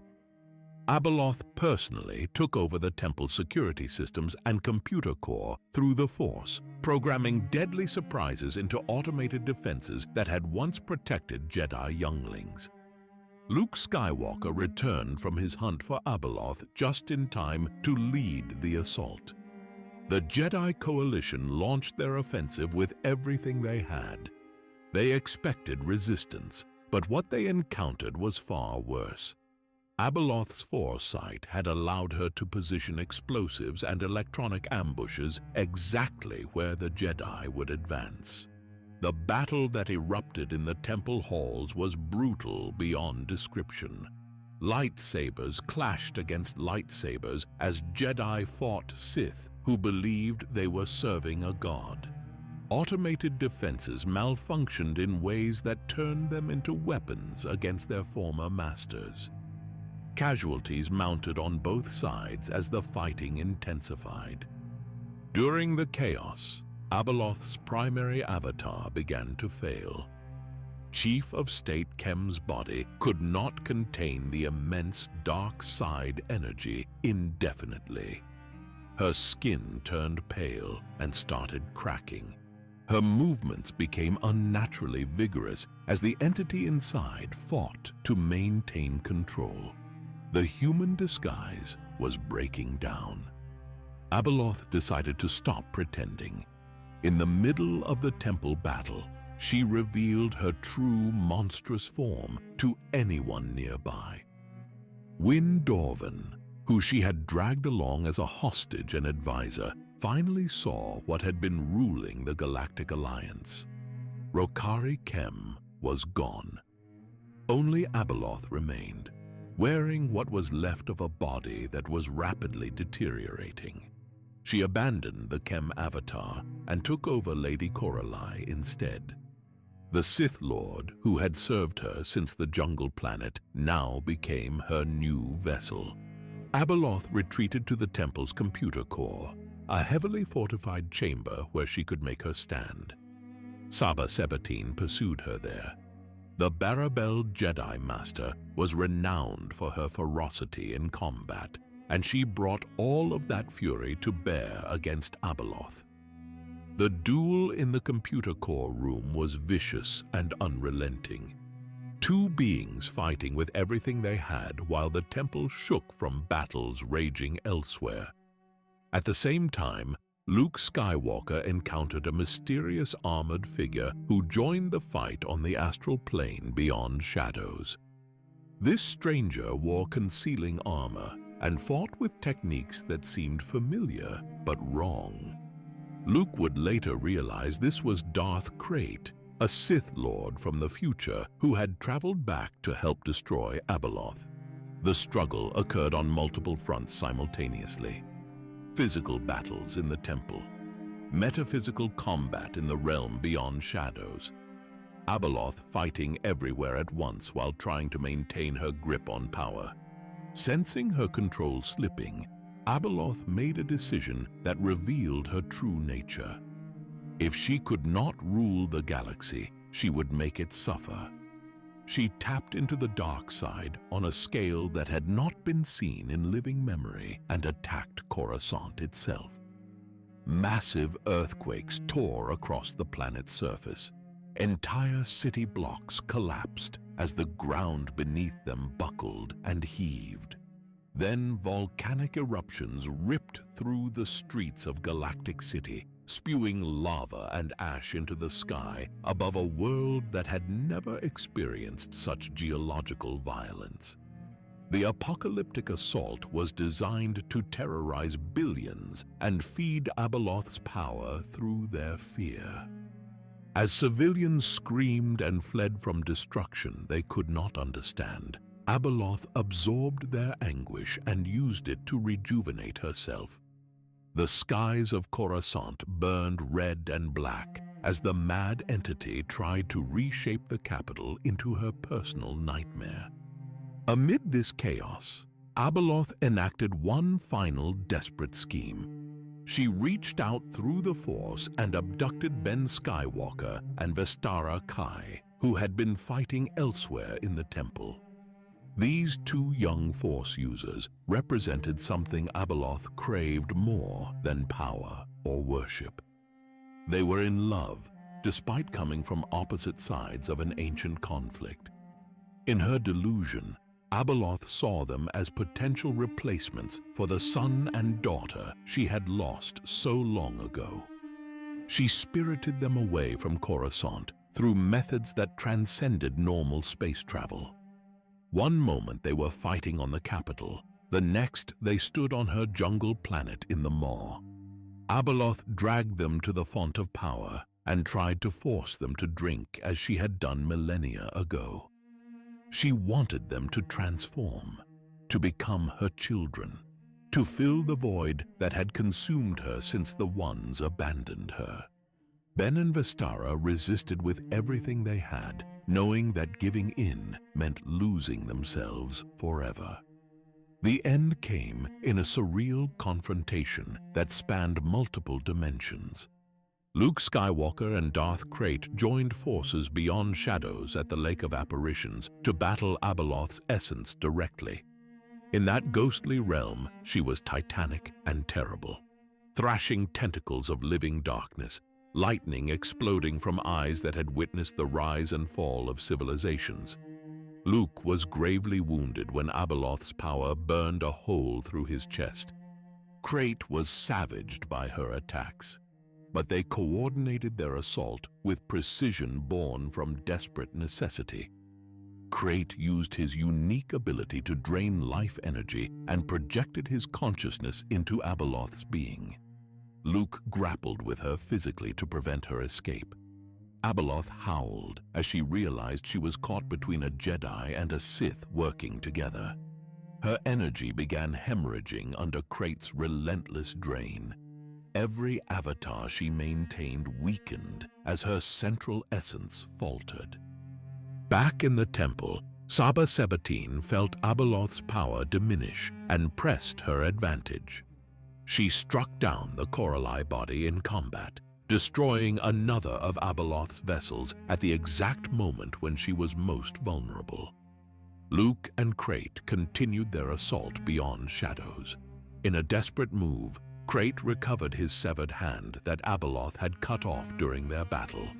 Through sheer will and dark side power, he sent the disembodied limb still gripping Abeloth's insides to explode with energy from within. The cascading failure was catastrophic for Abeloth. All her manifestations began collapsing simultaneously. She could no longer hold herself together across multiple bodies and dimensions. Luke and Krayt tore her essence apart piece by piece until nothing remained but dissipating darkness. Abeloth released a psychic scream of utter agony that echoed across the Force like thunder rolling through mountains. Then she was gone. The entity that had terrorized the galaxy was finally defeated. Her many-bodied presence was ripped to shreds and scattered into nothingness. The physical effects ended immediately. The earthquakes on Coruscant stopped. The volcanic eruptions ceased. Ben and Vestara, who had been resisting on Abeloth's planet, were freed when her avatar there simply vanished. All across the galaxy, Force sensitives felt the oppressive darkness lift like fog burning away under sunlight. The aftermath was staggering. Billions had been injured or harmed during Abeloth's brief reign of terror on Coruscant. The Jedi and Galactic Alliance forces secured the temple and began rescue operations. The Lost Tribe Sith, realizing their dark patron was gone, surrendered or fled into the shadows. Luke Skywalker survived his terrible wounds through healing and what some believed was intervention by the Force itself. Darth Krayt vanished after the battle, his identity only later deduced by Luke through careful investigation. The Galactic Alliance government was leaderless but intact, with Win Dorvan and Jedi leaders working to stabilize the situation. News confirmed what the Jedi suspected. Abeloth's other avatars had perished at the same moment as her defeat beyond shadows. The Pagorsky body that Tahiri destroyed. The Corelli vessel that Saba struck down. The coordinated assault across multiple fronts had drained Abeloth completely, ensuring her essence was utterly expended. The nightmare was over. Abeloth, the bringer of chaos, had met her end through the combined efforts of Jedi and Sith working together against a common enemy. The galaxy could finally breathe without feeling her influence poisoning everything. But Luke Skywalker, standing amid the ruins of what had been the Jedi Temple, knew better than to assume this victory was permanent. Abeloth was immortal in ways that transcended normal death. She might return someday when the galaxy tore itself apart again, when chaos reigned and her prison weakened once more. For now, the galaxy was safe. The scariest character in Star Wars had been defeated, but her story would be remembered as a warning about the dangers lurking in the Force, about ancient evils that predate everything, and about the price of seeking power that was never meant for mortals. The bringer of chaos was gone, but her shadow would linger in memory for generations to come.